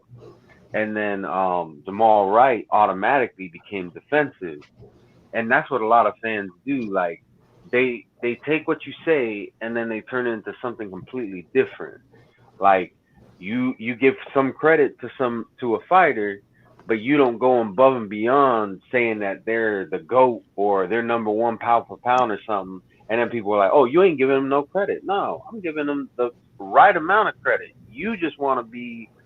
You just want to make him out to be something that he's not. And then when he gets his ass knocked out, you're going to look like a fool, making 100 videos saying that this dude's going to bulldoze somebody else. You know what I'm saying? Like, people just need to get real with it, because if not, that's how you do end up looking like a fool. 100 videos about bulldozing and stop, and then you backtrack and act, oh, Spence still did good. Shut the fuck up. He was going to get bulldozed and stop, nigga. Here's the thing: when you say something, that's why I said to Jamal yesterday, when you say something in the UGC, it can and will be used against you. So just don't say stupid shit. You don't say stupid shit, you'll be cool. But people get so used to hyping up. He knows his sports. He was backsliding like Michael Jackson after that goddamn fight, dog. And that dude said that Kovalev was going to demolish Canelo, so he shouldn't go fight him. He said that before the fight. Then he said, oh, Jacobs is going to beat Canelo. But once they lose, they're paid to lose. But he backtracked on that too, unbiased, because he said Kovalev was going to demolish him. Then he came out with a video saying that Canelo picked Kovalev because he was easy. Then after the fight, he was paid to lose. Motherfucker, make up your mind. Make up your mind. Man. See, I thought Kovalev was going to win too, but it was just a prediction gone. I was just wrong. That's just the fact of the matter. I was wrong. And as human beings, we're wrong from time to time. So if you can accept that you just predicted this fight incorrectly, you can move on with your life. But when you're trying to save face and trying to come up with all these ridiculous excuses, it's just all bullshit. Then you run around ducking everybody. You talk all that shit. You the duck master, motherfucker. You the duck master YouTube. We got 2 DuckTale videos up. Duck IOTBA in front of every fucking body. You the damn duck master, nigga. You ain't got no fucking balls. No goddamn. Oh, I think I know who you're talking about now. That man look, man, he ducking all that work, motherfucker. I called him out. You don't want this work neither, man. You just box him on. He's box him on his profile picture, man. Who, El Jefe or something? He need to put. You know what he need to do? He need to put this StreamYard icon on his icon. If it's who I think it is, this very same person told me that they don't have to eat crow because they're never wrong. Right. And it's who you think it is. A delusional motherfucker. That's who it is. And it's just like, I bodied him in a couple debates, and I'm like, what are you talking about? And he acted like he never predicted a fight wrong. So when he said Dillian White was gonna get knocked out by Oscar Rivas, I had taken a screenshot of him saying White was getting knocked out. And the next day in the hangout, that's the first thing I did. I posted that screenshot. It's like, eat that crow. Like, you told me you never have to eat crow, but you're gonna have to eat it today. And he was like, he tried to even say that he predicted that that White was gonna win. Like, that's how badly he wanted to make it out to be like he doesn't predict wrong. Let me take it a step further, Red Glove. The motherfucker said Mikey Garcia is going down in the 5th round. No 2 ways around it. Then he said Yard was going to stop Kovalev. Then he said Daniel Jacobs was going to beat the shit out of fucking Canelo. Then he said Kovalev was an easy fight for Canelo and he was paid to lose. Bro, this man, like I said, he backslides like Michael Jackson, bro. I'm trying to tell you this. Moonwalk Promotions, nigga. Yeah. There you go. Moonwalk Promotions in the bed. And then duck all the smoke. You know what I mean? Unraveled right on my live. Fucking bodied him on my live. Because this motherfucker is going to say that Narvaez was a bum. Then he accepts the fucking debate and then sends me an email talking about, I'm not going to debate that dude. Get the fuck out of here, bro. You say all this stupid shit, then you don't want to debate it. You a fucking coward, bro. He called on Narvaez a bum? Unrivaled. McGregor. I would be very hesitant. You know, I'm not even going to lie. I would be very hesitant to debate Unrivaled on boxing. Yeah, I would be very hesitant. And somebody at, I'm not going to say this guy's name because I'm not trying to drag his name through the mud, but just for, you know, all intents and purposes, this individual is definitely not on the level of Unrivaled. He had no bit that was a Wilder versus. I would imagine that was a Wilder versus Brazil kind of situation there. Exactly. Yeah. I mean, you got bodied initially, so you already got bodied, so there's no need to debate. But I don't even know why you sit up there and say, yeah, I debate him, and you already got bodied on it. Like, that makes no sense.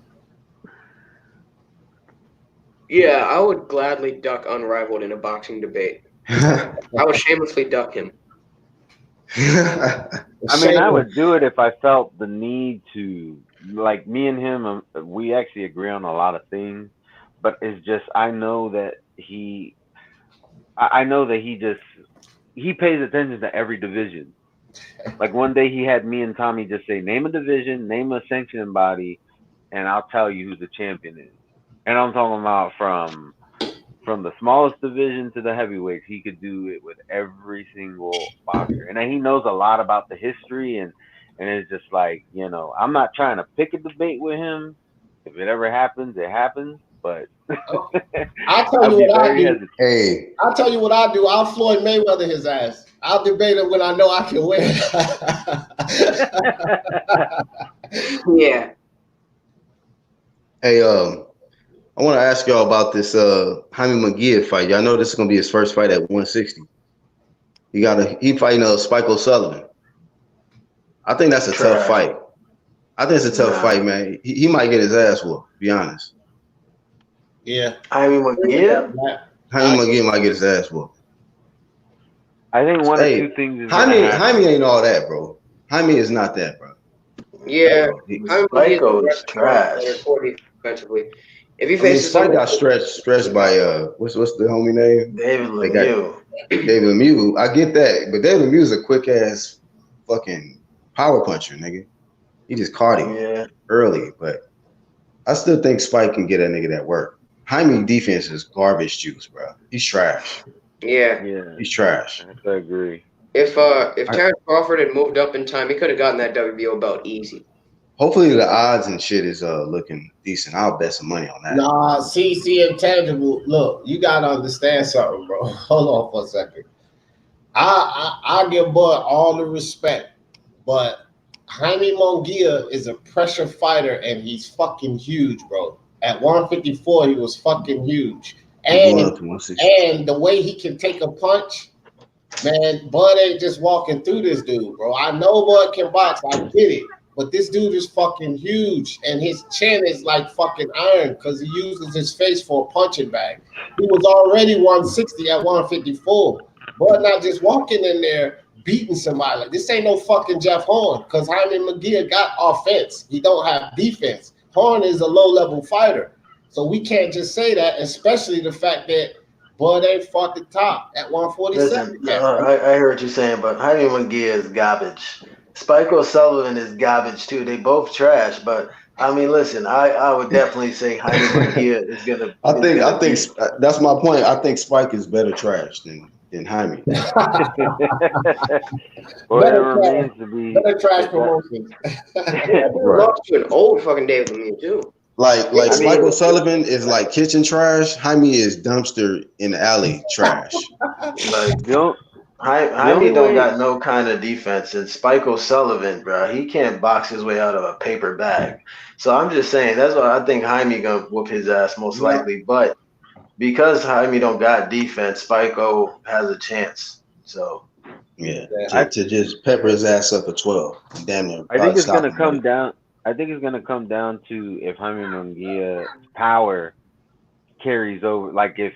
You know how some fighters, they become more powerful when they move up because they're able to put on that muscle mass.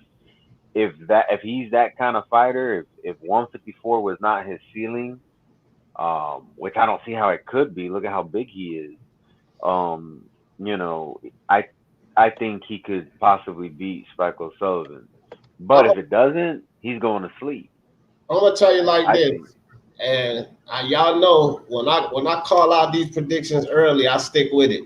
Jaime Mungia gonna knock that motherfucker out, bro. Yep. He gonna knock him, slam the fuck out. And here's why. Listen, O'Sullivan, he done been stopped twice, bro.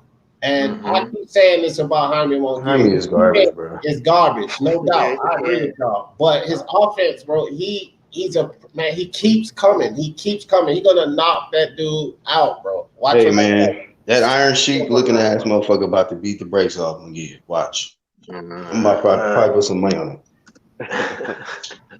You gonna come in there with the damn mustache, whiskers, and shit turned up? Yeah. He gonna beat his ass, bro. He gonna let Mexico down. He gonna let Mexico down with that fight. Yeah. Sombrero is gonna be tired. I think we need to do a friendly $10 bet or something just to make it interesting. Trav says Bud will beat Mungia. Yeah, he'll beat him, but I'm just saying I don't walk through him. Like, he ain't walking through him, bro. Yeah, Bomac did an interview yesterday, and he said Crawford not going to 154 because those guys they balloon all the way up to 190 and they come down to 154. Crawford's naturally smaller. That's so what why would he go up there and fight those guys? I still think Crawford ain't scared.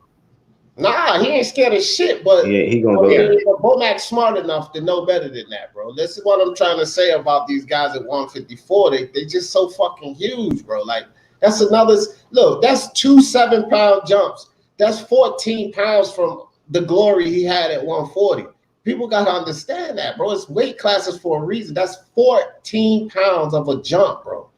Yeah, the guy's at 154. J-Rock can box and he can fight on the inside, man. He's big. He's too big for Bud. I think that the guys at 154 belong at middleweight, and the guys at middleweight belong at 168, and the guys at 168 belong at 175.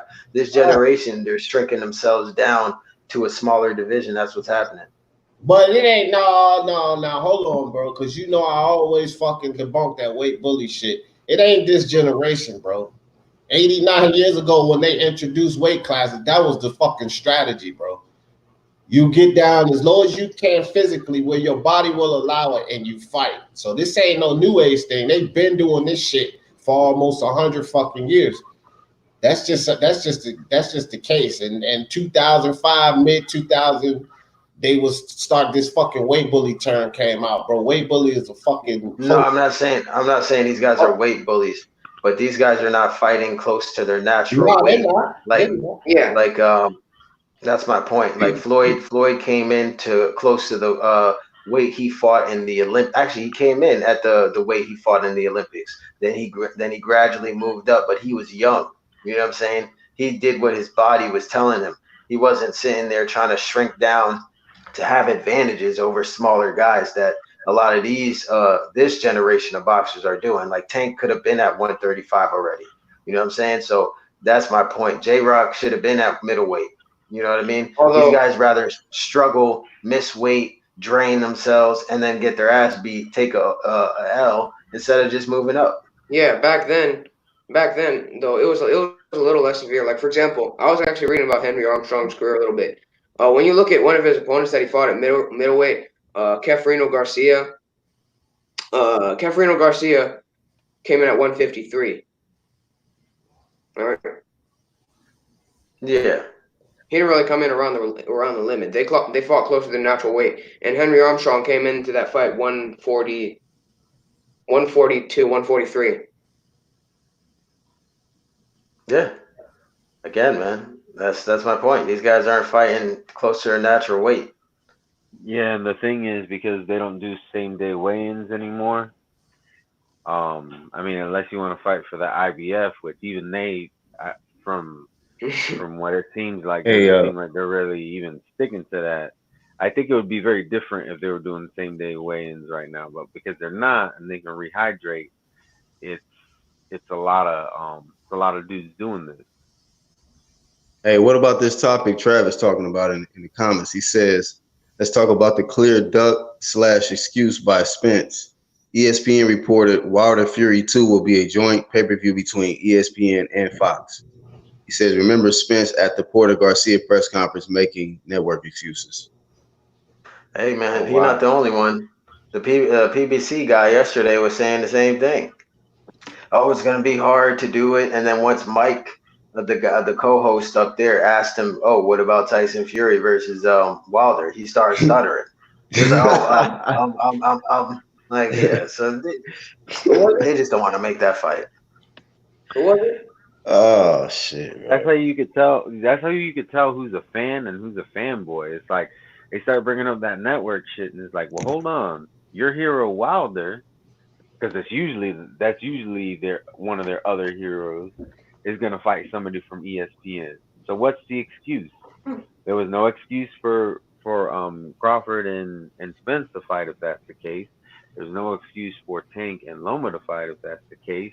And there's probably a whole lot of other examples of fights that could have happened, but everybody's talking about, oh well, they shouldn't have signed with Top Rank. No, that's bullshit. All right, because you see what's going on with Tyson Fury and Wilder, so that might fly with somebody who don't know what they're talking about, but for us who actually pay attention to what's going on, we know that that's just bullshit. You know what I like about this fight? All of that goddamn robbery shit, being that it probably is going to be a cross promotion. Yeah, ain't going to be no fucking robbery this time. Wilder better get that fucking knockout. Because now Bob got his hand in on that shit too. It ain't going to be just no PBC, straight PBC shit. So I'm loving it. That motherfucker better get that knockout. So what you're saying is these are the best type of fights to have to where goddamn right. You got both sides can. Yeah. And the co-host asked the PBC guy yesterday. You guys should go listen to that interview. And they were asking him, "Hey, how come we can't get the AJ fight if he wins? Then he said, "Oh, it's going to be hard to cross promote with his own." So PBC pretty much don't want to do no type of cross promotions, I guess, except with for Wilder and Fury. Because you know what, ESPN and PBC is open to pay-per-view. Well, that makes sense, but they are doing a cross. I mean, I guess they're not doing a cross promotion with Andy and AJ, but I'm just saying, like, It seems like PBC doesn't want to do any because the guy said he doesn't like. It'll be hard to make Spence versus Crawford, and then he said it'll be hard to make AJ versus Wilder because of cross promotion. That Crawford work, that's a straight out dub right there. That Crawford work can definitely happen there. That's just a dub. Matchroom. Like PBC, when's their last cross promotion fights occurred? We have Wilder Fury, we have Carl Frampton, Josh Warrington. Shit. Wilder Fury. When the last time there's been a cross promotion with listen, when's the last time there's been a cross promotion with a DAZN and a PBC? Andy Ruiz and AJ. No, but that's not cross promoted though. That's just DAZN. Yeah. I see what you're saying. Y'all see my point? They not doing nothing with DAZN. They're not doing that with nobody. Besides they doing with ESPN. Yeah, that's the ESPN white model. Yeah. DAZN is fucking their whole shit up, bro, because they dealing with subscriptions. ESPN, PBC, Fox, they dealing with goddamn pay-per-view. Yeah. And I mean, that's a whole different way from what they trying to do. Shit, 500K. How many of them have been very successful? Right. Those pay-per-views been flopping. Yeah. They've been flopping. Flop promotions, yep. But if they were smart, if they were smart, they would cross promote and put the fight on both pay-per-view and DAZN. You know what I'm saying? Or find out a way to do that. I mean, what? So basically, if people want to support it on the like pay-per-view for the PBC, UK. Like if you're a PBC fan and you want to support, you can buy pay-per-view, or if you're a DAZN fan, you can just watch it on DAZN. That's what you're trying to say? Yeah. Like, what they're doing for AJ Ruiz is they're doing a pay-per-view in the UK, and they're making money off of that, and then they are getting the money from the Saudis. So there's like two, and Andy Ruiz has that whole Azteca deal thing. So there's like three. That could work then. I mean, I don't know how good that the PBC will benefit from it. Like if niggas is just investing in on the PBC side, buying pay-per-view, because most niggas will rather take the cheaper route. Like shit, DAZN, nigga. I'll watch it on DAZN. But hey, to each his own. If they feel it'll work that way, but any way to get the motherfucking fight to happen, because they don't want to let go of this pay-per-view shit. They won't. Hey man, to everybody in the chat that ain't subscribed to Speak Your Mind Sports Talk, check this out, man. I'm almost at that 500 mark, bro. And I'm loving that shit. So if you ain't subscribed, come check your boy out, man. Goddamn, I'm on the grind. Stop cloud chasing.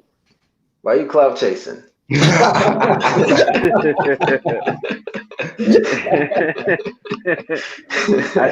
do want to say one other thing about the last topic, though, real quick. I mean, it's to the point where I almost don't even want to try to figure out what the PBC is trying to do. Like there's just no logic to a lot of the stuff that they do. Like, how do you like $120 million? If that's not enough to get you to let your fighter to sign, what is? Like, because you got to. And then especially when Al Heyman is getting a percentage of it, it's just exactly. He don't like the fact that it's giving shine and more power and subscriptions to the other side of the street. So it's a war of that, I think. And your pay-per-view is flopping too, on top of that. Like, come on. Right. They're not really eating on their own side of the street. And then it's like, damn, my fighter gonna really eat, and then I gotta get my percentage off that shit. So I'm not really getting the cake. I'm getting a piece of the shit though. I mean, the only logic that I could think of is it's the long run versus the short run, short game versus long game. But here's the thing, though. Like, Wilder's already 34 years old. How much longer does he have to start making that kind of money? So even that's not even really a logical. If he's trying to say, if the logic is, well, it's going to damage our brand in the long run because we basically sold that fight to the zone. It's like I said, that still wouldn't make sense because Wilder's already 34 years old. He ain't getting no younger. AJ, as far as age is concerned, has the advantage as far as prime years. I mean, it doesn't make any good business sense to me, and that's why I'm just like, when it comes to the PBC, and that's just one example. There's many other fights that they passed up on where they could have made a whole lot of money, and they didn't, so, or even, making Wilder unified by having him fight Martin. That's why I asked that question yesterday. It's like, how is it that AJ gets the Martin fight before Wilder? Like y'all say that, it's easier to make these in-house fights, and then you ignore when these non-in-house fights happen.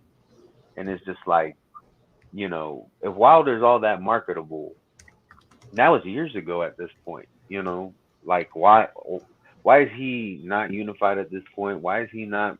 I mean, I'm not expecting him to make 85 million in a fight, but he's not making nowhere near that. So their long game just doesn't make sense to me either. Because it ain't no long game. It's a duck game. But I'm just saying, it's supposed to be a business. So like Bob Arum, he doesn't like nobody. If you really think about it, Bob Arum don't like anybody else who's in the boxing business. But he's still willing to work with them because in the long run, that it's gonna make him more money. Yeah. That's what I'm saying. Like I don't understand that, this PBC model. It's supposed to be a business. Pay-per-view numbers are not what they used to be, because everything has changed as far as technology and everything is concerned. I think the zone, they may have not found that sweet spot yet, but I think they're getting there. That's why you see the price increases. And I know everybody complains when they increase their prices, and by no means am I trying to give them the idea that they should increase prices again. But what I'm saying is this, like a subscription model, there's somebody who's speculating, and I'll just use this as an example. There's somebody who's speculating that Disney is going to stop putting their movies in the movie theater because now they got their own app, and the average person goes to the movies only so many times a year. But if they're getting that $8 or $7 a month, and they don't have to split that with anybody else, because they have to, when you buy a ticket at the movie theater has to get a cut too. So if they don't have to split, if they don't have to give anybody else a cut, and they're guaranteed to get that money every month, then it's a smarter business move to do that versus making basically about $40 a year off that same person. So the way I see it is the zone is trying to do that. Like I haven't, like the only pay-per-view that I would have paid for this year would have been Keith Thurman versus Manny Pacquiao. All the other ones I don't think really deserve to be on pay-per-view. Yeah. And right. And especially when you can't sell out a family barbecue. And you put the shit on pay-per-view. I did buy that one. I bought that Thurman Pacquiao. Did I get that? Nope, I didn't get that one. Nope, I didn't get it. After that PED shit, I was like, nah, fuck this fight. My point is this. My point is this. $75 once versus $10 a month, or depending on when the person signed up for the zone, $20 a month. Even if they went with the year thing, $100 is still more than $75. So either way, that was a smarter business move than trying. Now if everybody's buying every single pay-per-view, then the pay-per-view model is better. But from what I've seen, it doesn't look like the pay-per-view model is being revived. It looks like it's dying out.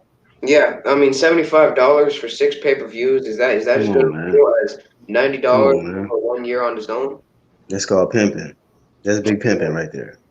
The pay-per-view model dying out in boxing, but Vince McMahon sure as hell doing a good job at it. Cause that motherfucker getting paid. That nigga keeps it. Yeah, bro. Well, doesn't my understand? I don't watch wrestling no more. But my understanding is that they have their own app, and if you pay, you see boxing trying to take their notes from them and shit, trying to merge over there and do shit with them. Yeah, I think if you pay the monthly subscription, which is less than a pay-per-view, I could be wrong. Like I said, I don't watch wrestling anymore. I haven't watched it since I was in high school, but I know people who do. My understanding is when it first started, I think it was $10 a month, and that on the app you were able to watch every single Raw, SmackDown, and every single pay-per-view on the app without having to pay anything more for the pay-per-view. So I would assume that, and their app has been out way longer than the Zone. So I would think that maybe the price has been increased since then. It's like I said, it's about finding that sweet spot where you're making a profit, but you're still giving your subscription base a value. So I would imagine they would have increased their prices since then, because $10 a month, that seems kind of low, just like it was for for the Zone. Yeah. Hey man, one thing about Vince McMahon, bro, he got all these motherfuckers in the buck. He a marketing genius. He got UFC in the buck. He got the boxing in the buck, because that man's selling, and he's selling out time after time after time. Yeah, he's selling a fucking show. And now he's got the XFL. Yeah, he's been at it for a long ass time. Yeah. And he seems to be willing. He seems to be more willing to adapt than some other. Sometimes when you got somebody who's old, who's been in a business for a long time, when things start to change, they don't like to try to adapt. So, he seems to have. I mean, like I said, I don't know exactly when it launched, but I know that app has been around for a while now. Yeah. So only thing he fucked up on was that XFL football. That shit flopped like fish out of water. And I heard they're bringing that back. Hey, real quick, man. Shout out to the ones that's I sometimes become going hard at the background niggas, but I want to say salute to the ones that actually, do support us and just be listening in like at work or something. Because I know not everybody in the background is haters. So shout out to y'all, man, listening in. But you background niggas, the link is right there. Yeah. Can still get that work. Shout out to you, but you can still get that work. Get that work promotion. Oh, I see what Samuel Shaw said. He was talking about that Vince McMahon was the first one. Yeah, I remember when I first heard about that. I'm like, oh, that's kind of cool. I even thought it would be kind of cool if boxing did something like that. The difference is, there's not just one entity that does all the boxing. It's multiple entities, and it kind of makes me wish that it was one entity, but at the same time, then that gets rid of the competition, which that means that if one person controls all the boxing, then they could charge whatever the fuck they want. They could charge $120 a month if they wanted to, because where else are you gonna go for the boxing?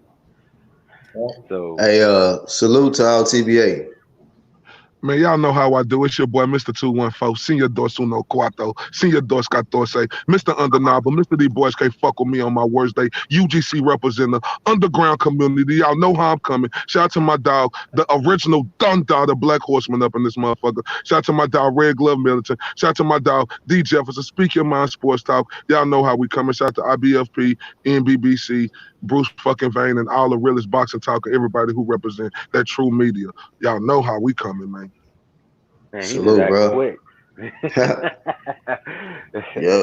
Get that nigga his 30-second slot so he can plug all this shit in.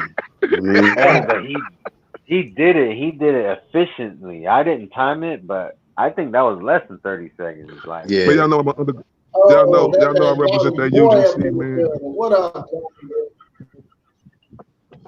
Y'all know I represent that UGC, man. Yes, sir. Absurdity. You know, it's Man, judgment. who's this with the weird avatar? Yeah, change your avatar, whoever that is. All right, now I'm gonna bring you in. Y'all know Absurdity. Y'all know Johnny Boy, bro. Oh, what's up, Johnny Boy? What's going on, man? Hey, Red, I'm ready for that. I seen some cheeks in the background. I was like, what the fuck? I'm ready for that. They're like, Johnny, why you got all these old mafioso motherfuckers on your avatar? Put a broad up on there. I was like, all right, I got you. hey, Johnny Boy. What's up? Real quick, LTBA. He kind of amped up right now because he got a hot debate that he gonna be in this Saturday. So go ahead and get that off your chest, LTBA. No, yeah, I'm ready for that shit. I'm finna show these boys how we coming. I don't know who they. Oh, you in a bad area, bro. For that action, man. Sure. Yeah. Oh, I'm in a bad area. Bad Wi-Fi promotions, fam.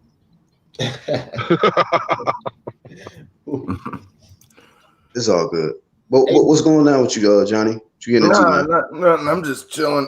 Fucking just waking up, having my coffee. I seen y'all was live. I figured I'd pop in, say what up. Fucking chill. Hey, Johnny Boy, I meant to ask you yesterday, man. Did you hit them cheeks on that icon, or is that just the icon? No. I hit them cheeks, bro. That was, or is it still better Wi-Fi promotions? Better Wi-Fi promotions. Let's get it. Nah, man. You know what's fun? You know what's funny? Like I had all these pictures of these broads when I was in Florida, but when I was staying in Florida for them couple of years, but I fucking walked into the ocean with my phone in my pocket, so I ended up losing half them bitches. But I still got like a couple lingering around on the computer from like old files and shit. So I'll be looking them up, and they'll just be popping up. I'm like, oh shit. You know. Hey, Iron Cone, I don't know if you're working, man. We got another slot left. You know, if you want to jump on, I'll drop the link again. Just good with y'all though. Happy Thanksgiving.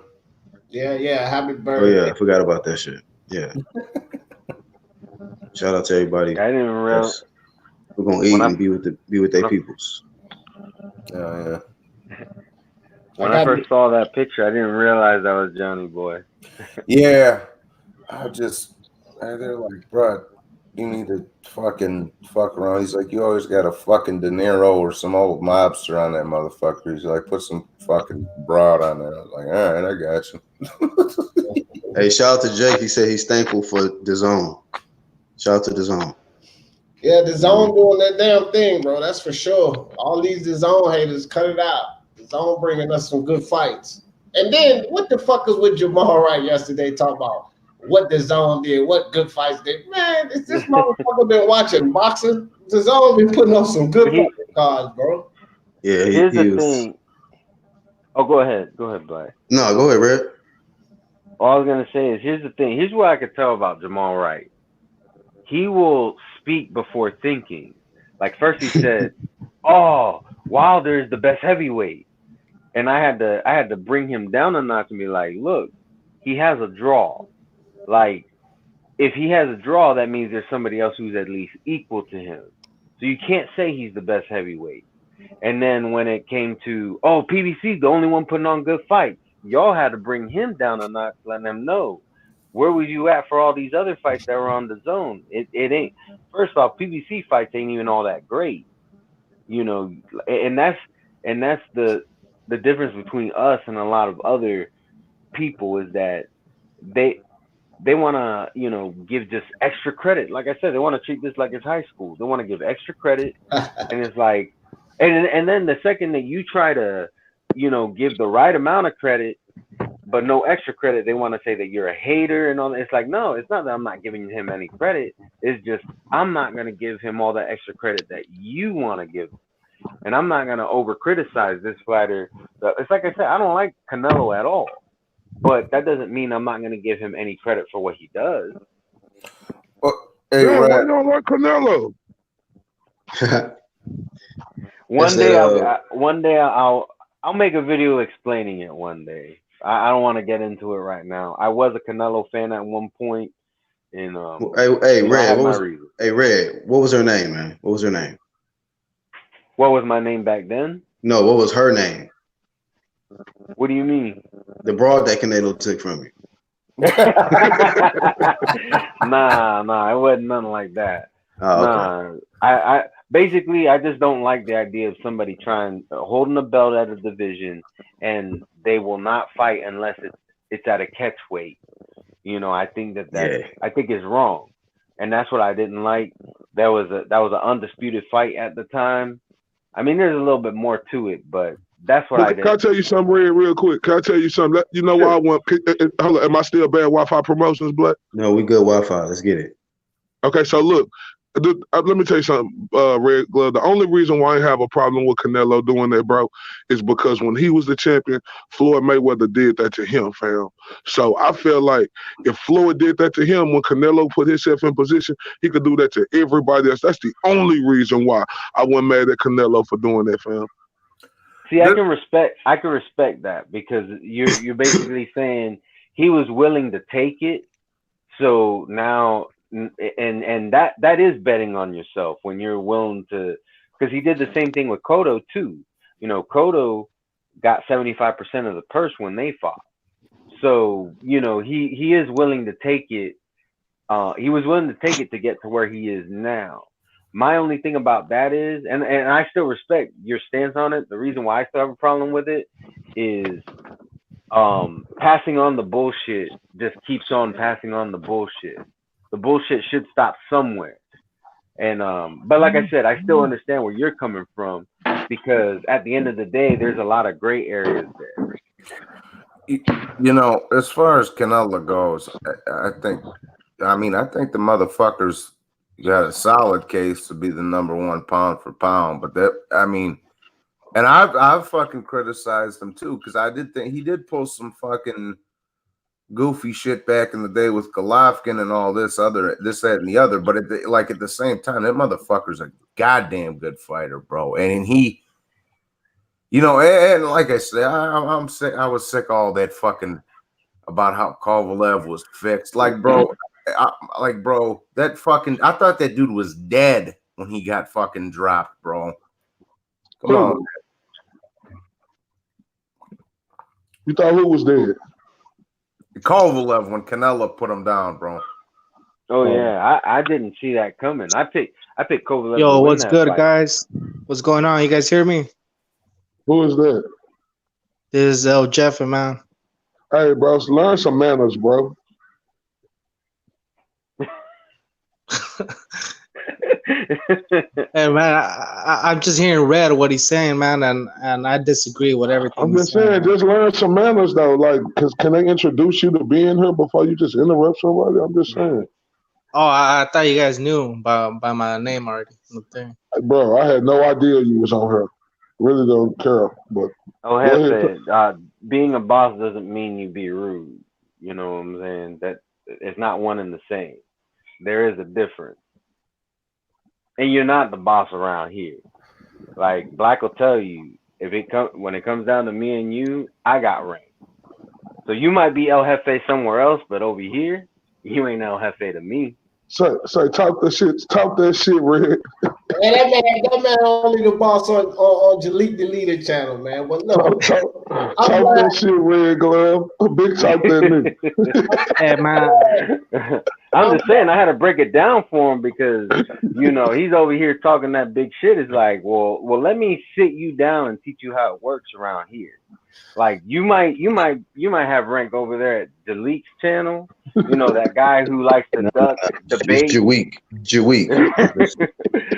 But over here at the UGC, it's like I said, I'm sure Black agrees. I got rank over you.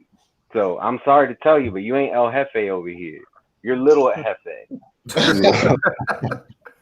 look, what's up, IOTBA, bro? It's been a while. How you doing, bro? OTBA, what happened? I'm here. Johnny Boy just shouted you out. He was like, "What's up, bro? Been a while." Yeah.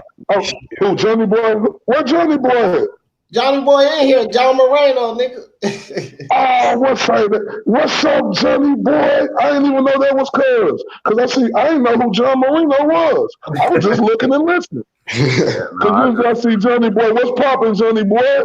How you doing, brother? Happy Thanksgiving. Yeah, Say, I mean, happy Thanksgiving. Say, Johnny Boy be bringing that. Yeah, Johnny Boy be on the chain. Hey, say Johnny. When I heard Johnny Boy, I say, "Oh shit!" Say this dude right here don't play no games. No doubt. Right. Now look, it's time. It's time to give some flame, bro. It's time to give some flame. I'm glad El Jefe clicked that link and stepped up here because I got something for your casual. I've been clicking the link. What are you talking about, man? You've been clicking the link, and I'm glad you clicked it again because I'm about to flame your casual ass. Now you check this out. You was up there talking about all of this bullshit about the 400 plus sales on this Wilder fight. What your casual ass got to say about that now? How much? Hold on, B. How much pay-per-view bars was it? I don't know, but it won't nowhere down close to no 400 plus. Well, if you don't know, so why are you talking then, man? If you don't have the numbers, you're acting like the numbers that came out already. Premature debate, sir. Premature debate, because your casual ass gonna get flamed, and when the numbers come out, get flamed again. And listen, hey, yo, Black, he's talking like that dude, man, from yesterday, from DT3s, man. He's seen shit. You said yo Magnus shit, huh? Okay. Have faith. You a casual, bro. We gave you too much credit. You a casual, and anytime you want to debate and stop ducking, like your man Jaleel, you can come get this work. You can get it here. You can get in the debate cage. You can get it on Raw. Angel Santos talking about they sounds like Andy Ruiz. Shout to my dog Angel Santos. I want to thank my promoters and my life. Hey, man, put some respect on Andy Ruiz's name, man. My chihuahuas at the house.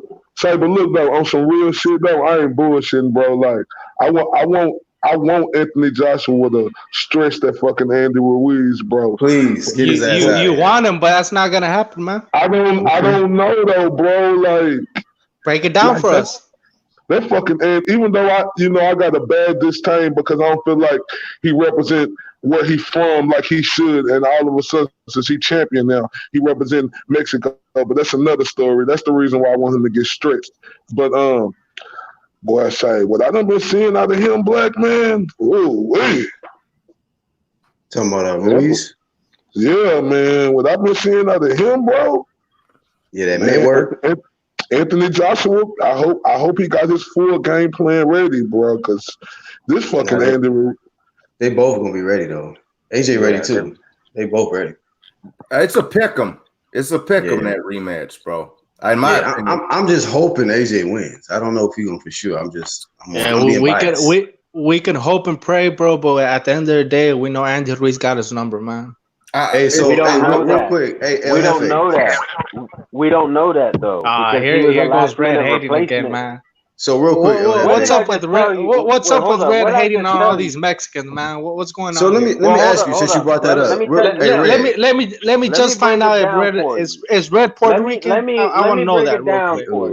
He is. Let me break it down. Okay, I knew it, man. You may not understand this, El Jefe. You may not understand this, but when it comes to boxing, I don't give a good goddamn about race. I don't give two shits about race. Sir, it's not race. And it's country. Hold up. I am half Mexican. Okay? So don't come to me about any bullshit about hating on Mexican fighters. I used to be a Canelo fan. Okay? And if you go to my channel, there's a video called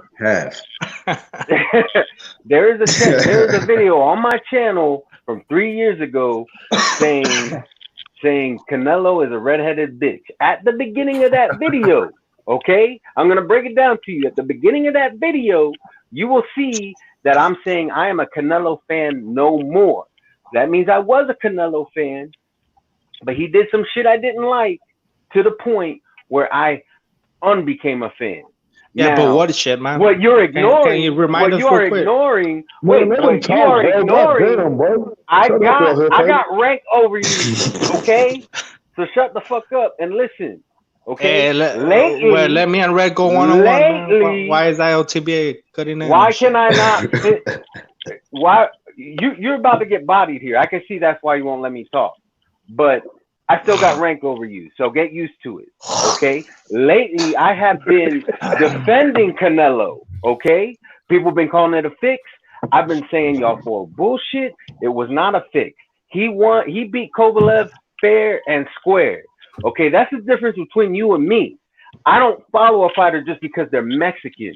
Okay, and when they're doing the right shit, even if I don't like them, I will defend them because I am a boxing fan first. I'm not a fan of just Mexican fighters. I'm not a fan of just American fighters. That might be a concept that's very difficult for you to understand, but for me, I'm just a boxing fan. Red, can I say something real quick? Sure. No. I never met you before, Hefe, but here, let me tell you something real quick, bro. Now, I'm a WAP, okay? I'm a Dago. I'm Sicilian. Now, yeah, and but the part where I'm from in Illinois, the majority's Mexican and Puerto Rican, bro. That's where I grew up around. All my cousins are fucking Puerto Rican. We was all fucking, when we were shorties, we were all fucking Tito fans. All right. It don't matter to me. Like Arturo Gatti, rest in peace. That was like my fucking hero coming up, but it wasn't because he was a Dago like me. It was just because he let his nuts hang every time he went out there and banged, bro. So shouldn't have nothing to do with it, bro. Whether he's Mexican, Puerto Rican, none of that. It's just, you know, you like who you like, and that's it. Like I'm a big Lomachenko guy, as everybody on here knows. You know what I'm saying? It don't matter. Like Reg just said, it don't matter where the motherfucker comes from, what he looks like. None of that bullshit, bro. If I like you fighting, I'll rock with you. Like Oscar Valdez, that's my dog, bro, because that dude fucking comes out and bangs every time. You know what I'm saying? So Hefe just be on some sucker shit. That's how he do when he come over. He be on some sucker shit. Let me say my point because the cloud chase. He like the cloud. All right, let El Jefe. I want to hear what you gotta say. Because he be trying to come in my boy Red Glove on some sucker shit. You be on that sucker shit. You don't even know what the hell you talking about, bro. No, bro. What I want to know is why doesn't he like Canelo? And he never said why. Bro, and then he went motherfucker. If he was listening to the guy, hold up, cuz. And then he went into my boy Andy Ruiz, man. You gotta put some respect on Andy Ruiz's name. Live stream, if you were listening to the live stream earlier, Dodo Bird, you would have heard why he didn't like Canelo. But let me explain to you why he didn't like it. He didn't like the fact that Canelo was making people come to weight classes. That's his own personal fucking opinion. And if that's how he feels, that's how the fuck he feel. Don't sit up here and say, why do he have a problem with Mexican fighters, bro? That don't make no fucking sense. Canelo was making people fight at 155. And people have their certain opinion on how they feel about it. I ain't have no problem with it. But if Red Glove got a fucking problem with it, he got a fucking problem with it. Don't sit up here and bring up no motherfucking race and say why you don't like Mexicans, dog. Stop trying to get on her to get a fucking try to make a fucking try to make yourself look a certain type of way to get a razzle out of everybody on that dumbass weak sucker shit you trying to do, bro. No, what I'm saying, if you respect the boxing game, man, then you should respect Canelo because all Canelo's doing is something that other fighters have done in the past. Who's not respecting? Okay, what are you talking about? Who's not respecting? I'm talking about Red. Let me clarify because something. he says he doesn't like respect. Let me clarify something. He can dislike somebody, but still respect his. I didn't say that. His boxing game. Like that's what y'all niggas be into this likey emotion shit. Like you ain't gotta. I don't have to like a motherfucker. All I'm saying is put respect on his name. Like I don't like certain fighters, but I still respect. I think everybody on this panel respects Canelo. Because if you were listening when ILTVA said what he said about him not having a problem with the catch weight, if you would have been listening, I said I can respect that. I understand where he's coming from because Canelo, and that's where I gave Canelo props. And you ignored that whole part where I gave Canelo props for he accepted B-side when he was the B-side. he didn't beat Floyd Mayweather, but guess what? He accepted B-side again against Cotto. Okay, and it's very funny because you're like, let me find out that you're Puerto Rican. All right, he accepted B-side against Cotto. Okay, but guess what? He beat Cotto, and now he became the A-side, and that's why I said, you know what? Even though I don't particularly agree with it because I think the bullshit should stop somewhere. I can respect that at the same time because there's not exactly a right or wrong. My preference is that I would like to think if I was in that position, I'll be like, all right, the bullshit stops here. I'm A-side, but I'm not gonna overflex and throw all this bullshit into the contract. Now that's what I would do. Canelo's his own man. He could do whatever he wants. So I don't agree with what he did, but I do respect him. If I didn't respect him, I would be one of these people saying that the knockout against Kovalev was a fix. But not only am I not saying that, I'm coming at the people who are saying that and saying, look, y'all need to be real. I don't like Canelo myself. However, that was a legitimate knockout. He's doing shit that nobody else is doing, and I can't blame anybody for having him number one pound for pound. You know what we call that, El Jefe? Being unbiased.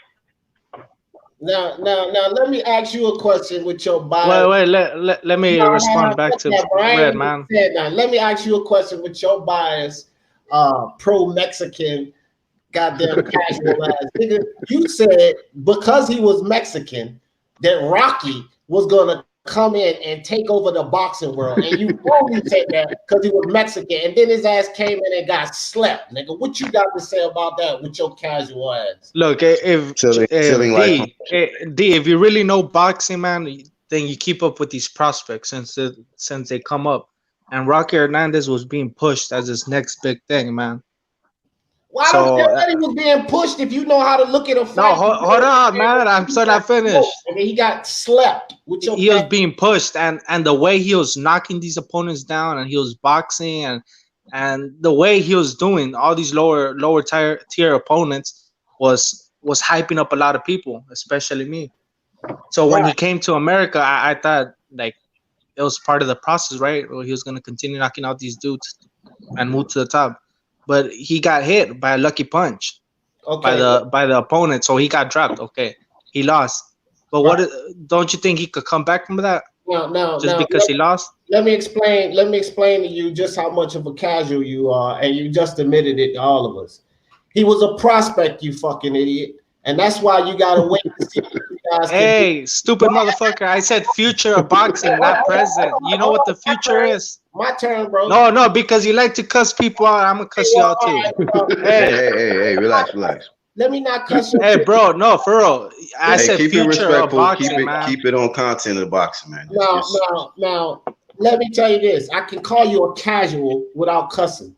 Now, listen. That's why it's called a prospect, and you don't go putting a prospect up to being the best and going to take over boxing before you find out. When did I say he was the best, man? Even Jalik could vouch for me, man. I never said he was the best. I said he's the future of boxing. Don't stop. He's not the future. He's not the future. As soon as he stepped up. No, during that time, I said he was going to be the future. That's why you like Tank Davis so much, because he ain't. Yeah, Tank Davis is the future also. But you got him. Tank Davis is what? Yeah, the future. You're a casual. He is the future. I mean, he ain't the future. He the right now, but right now he ain't really doing nothing or proving nothing to us in the boxing world. I got to hoping and wishing ass. I got to agree. Yeah, but the way they're building up, Tank Davis, man. El Jefe, hold on. Go ahead, John. Oh, my bad. Go ahead, bro. I was just gonna say regarding Tank Davis, bro. This motherfucker's 25 years old, still ain't done nothing, bro. And I ain't giving him no G points for fucking wiping out a no chin having fucking 40-year-old Gamboa. Nah. Nah. Hey, Johnny, how old you think Gamboa really is? I was just gonna say the kid's got skills. I mean, you can, he's talented, but he got a he got a. How old you think Gamboa is, Johnny boy? That motherfucker's 47 years old, bro. That's Luis Ortiz's little cousin, bro. Yeah, but you gotta give Tank his props, man. The way he's doing these opponents, man. What is we giving Tank props for, bro? Jose Pedraza is the only thing he got props for. Since Jose Pedraza, Tank ain't really did nothing, bro. And that's just facts. It ain't. Don't sit up here and say we hating on Tank.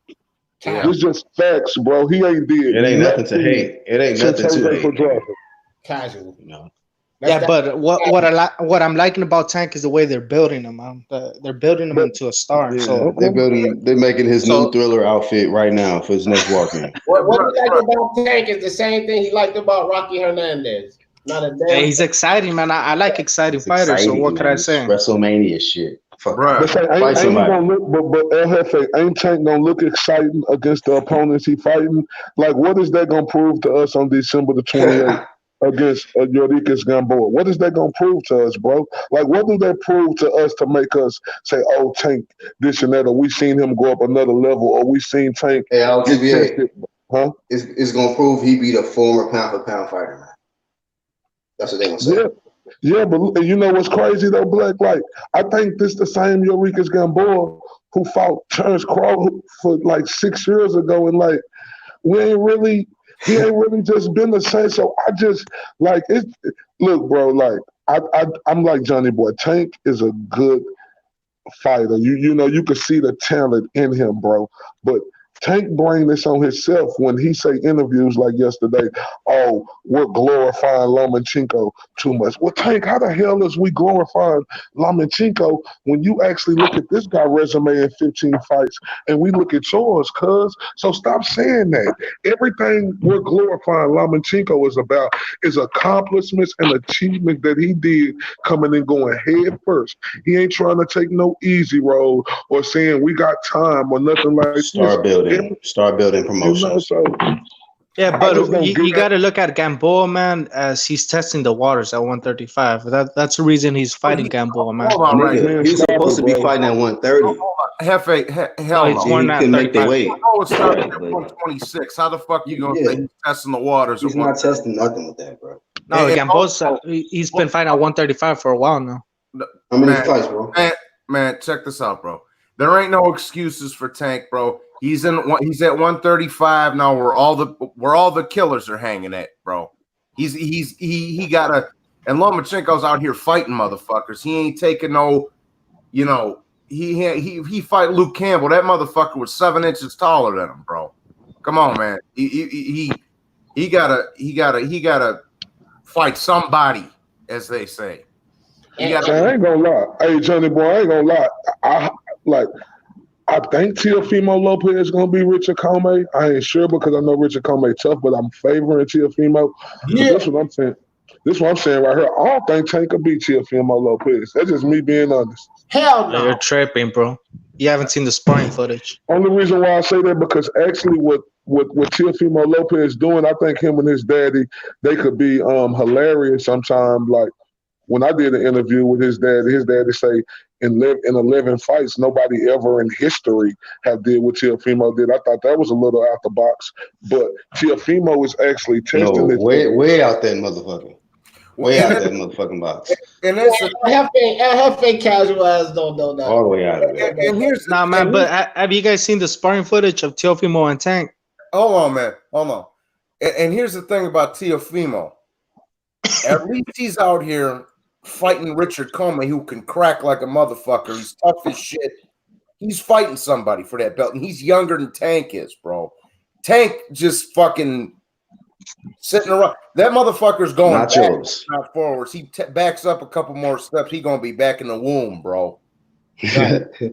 And Comey is ranked higher. He's a higher level opponent. Tank ain't fight nobody at a higher level. How you going to get better when you keep calling yourself stepping it up, testing the waters? And if you're talking about he coming up to 135, stepping it up, testing the waters, then why is he testing it with a guy that's ranked number 19? It's 17 other guys he could test the water with. You a casual, bro. I'm just saying, respect the process, man. This is just the process. This is the thing right here. Because he's not a champion, man. So it's not like he's forced to fight. Wait. He's not. Okay. This where I don't respect. Now he's not a champion. He's not a champion at 135, man. Right. But he's been a champion all of this time, and you talking about he needs to be built up and. Nigga, once you become a champ, nigga, it's time to go. Fight everybody. Yeah, no more holding hands, bro. Tank ain't 20 years. Yeah, but tell me old, tell me one fighter that does that. Like every fighter pick and choose, man. We can look at Shakur Stevenson and what he doing, bro. Yeah. Look at David. Look at the Devin Haney them and how they want and what they want to do. They ain't coming in this game saying, he asking for number. Give me that guy. Look at Teofimo. See, that's where Tank is mad at because he losing a lot of people, and like we're starting to gravitate to them other guys because we can't deny when we first seen Tank him coming onto the scene, we like, oh, this dude was special, so we was gravitating to Tank. But when Tank started going after the boxing, started not wanting to be that ferocious guy and fight these opponents, and then you have these other young fighters coming up. It's Shakur Stevenson, Devin Haney, Teofimo Lopez, and it's a lot of other young fighters who actually testing themselves and doing what they need to do. Look at Shakur Stevenson. Like what? This is 12, 13 fights. He's a champion now. Come on, bro. Yeah, but they don't have the clout of Tank, man. Tank is selling out arenas, bro. I don't care about no clout besides your cash. Yeah. And then you sat up here and you said, what other fighter is doing that? If I'm not mistaken, Nakatani was ranked higher than Teofimo. Kobe is ranked here we go with the Nakatani, man. We debated this shit like 20 times already, man. He was ranked higher than him. So listen, and you might learn something. Nakatani's not that good, bro. Let it go. Learn something, you casual. He was ranked higher than him. You have to fight people that's higher than you. Tank ain't doing that. You're a casual. Bro, and check this out. Check this out real quick, man. This motherfucker is 25 years old. He ain't 19. He ain't fucking 19 or 20, bro. So I'm sick of all this. Oh, he's young. Let's let him develop. What you trying to be young, let him develop and take tune-ups till he's 36, bro? The fuck out, man. No, hold on, Johnny. What I'm saying, you don't think Leo Santa Cruz is going to be a good opponent for Tank? No. I think Leo Santa Cruz needs to fucking shut the fuck up about Lomachenko and go fight somebody worth a fuck before he even opens his mouth. Lomachenko? No, because he's gonna fight Tank, bro. Oh, is he gonna fight Tank next? Yeah. Oh, is he? Who cares about that, bro? So you don't think that's a good opponent for Tank? That's a future Hall of Famer, man. Man, I don't give a damn about him being a future Hall of Famer, bro. That dude clearly does that Gary Russell Jr. smoke, fam. Like, and he is a cancerous in his boxing, bro. It's just like that PBC stable. They just cancerous to boxing because they always ducking the fights that we really want to see. And bro, how long they been saying they was gonna make Leo Santa Cruz and Gary Russell? 2-3 years now? Come on, man. Yeah, but how can he duck someone that only fights once a year, man? I don't understand that, bro. Well, that's because they ain't giving Gary Russell no fight, so nothing's interesting to him, bro. He's like, fuck this, man. Y'all ain't throwing no other champions in there with me. What the fuck is the point of me dusting off these little nobodies for no reason? And Johnny boy, you hit it right on the head. And plus, you got to look into the fact that Gary Russell Jr. have hand problems, bro. And don't sit up here and say you don't hear Gary Russell Jr. saying he wants this fight, bro. He went and put his arm around that dude daddy head and made a video, fam. Come on, bro. That should show you everything that you need to know. Yeah, just because he did that, he's not going to get the fight. Being disrespectful. You wouldn't get it anyway. What are you talking about? Now, how the hell is Leo Santa Cruz a good fight for Tank coming up 2 fucking weight classes? You a straight casual, bro. No, they're gonna fight at 130. That's what Ellerby said. It's gonna make Tank might go down to 130. He coming up 1 weight class, so it's still a man coming up in 130 to fight Leo. Coming up in weight. Man, when it comes to these big fights, I don't give a shit who moves up. I ain't just gonna count Leo Santa Cruz out because I do got to give him his credit. He is a 4 division champion. He do know how to fight. And you know what? This one I'm gonna give Leo Santa Cruz credit for because when he lost that fight to Carl Frampton, I didn't think Leo Santa Cruz had a chance in that rematch against Carl Frampton. See, that's why I say about fighters, it ain't about when you champion, fam, because we can see you be champion. It's about when you lose and you showing that heart and that bounce back to become champion again. So I will give him his credit because Carl Frampton is a good fighter, and Leo Santa Cruz came in that second fight and he really beat Carl Frampton. So I'm just not gonna discredit him and say he don't got no chance against Tank. I think the betting favors before Tank. You got to put some respect on Leo's name. If Tank lose to fucking Leo, bro, Yeah, I'm putting out 10 videos. No, bro, you don't think that's gonna be an exciting fight, man? Like, if we really think about it. I think Leo could pose a little. I think he could pose some problems for Tank. Especially if he could take that punch. If he could take the punch, it's gonna be an exciting fight. But look, we talking about take a punch. We ain't never seen. I mean, correct me if I'm wrong, guys. Have we ever seen Leo put on his ass? Nope, I haven't seen it. Has he fought anybody at a higher weight like that? Frampton. Carl Frampton. This is what I want to ask you too, Black Light. But even though Tank Davis could punch, this is what I want to ask you and the whole panel, right?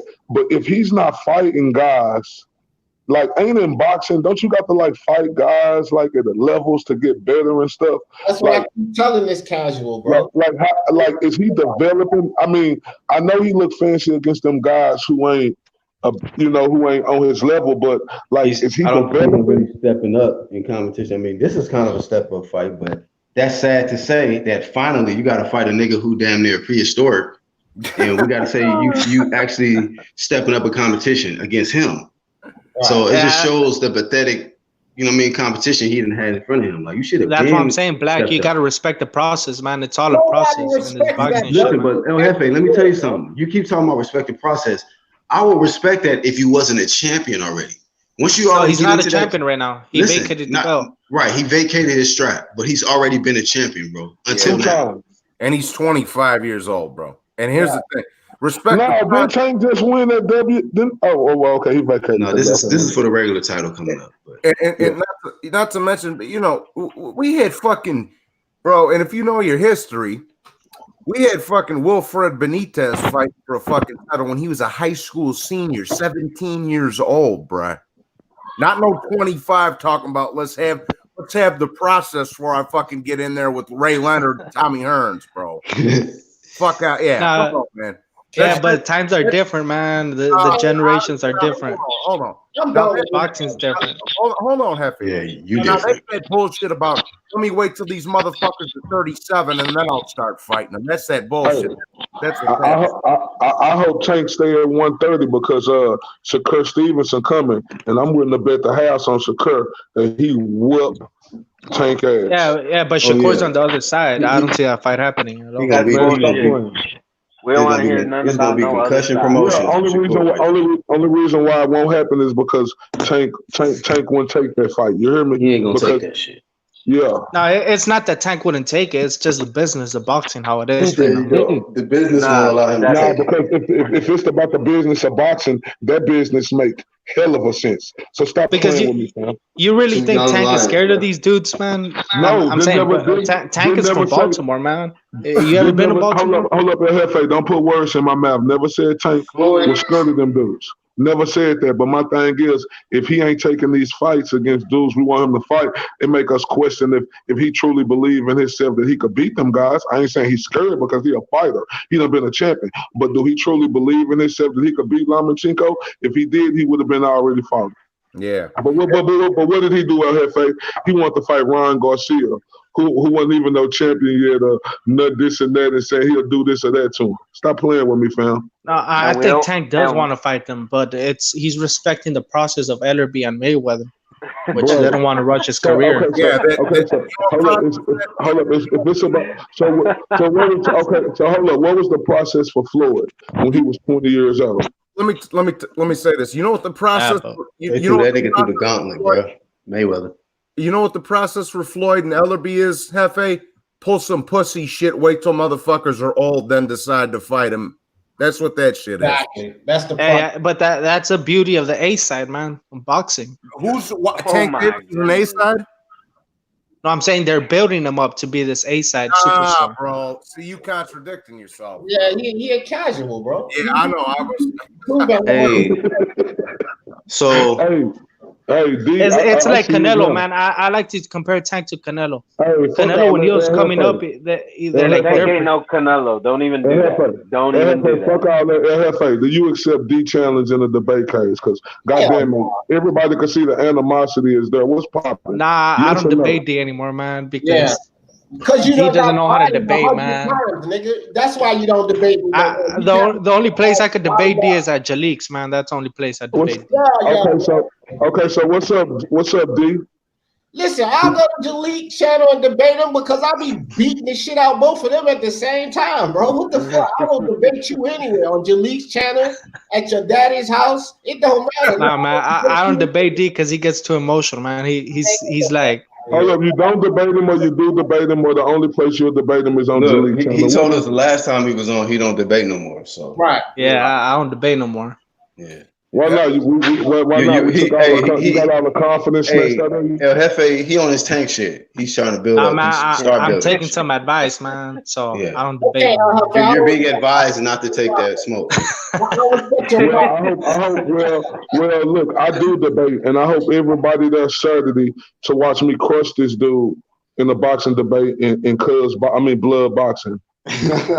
Oh shit! Hey, IOTB, I could have said, man, you better come with your facts, bro, because that dude knows his boxing, man.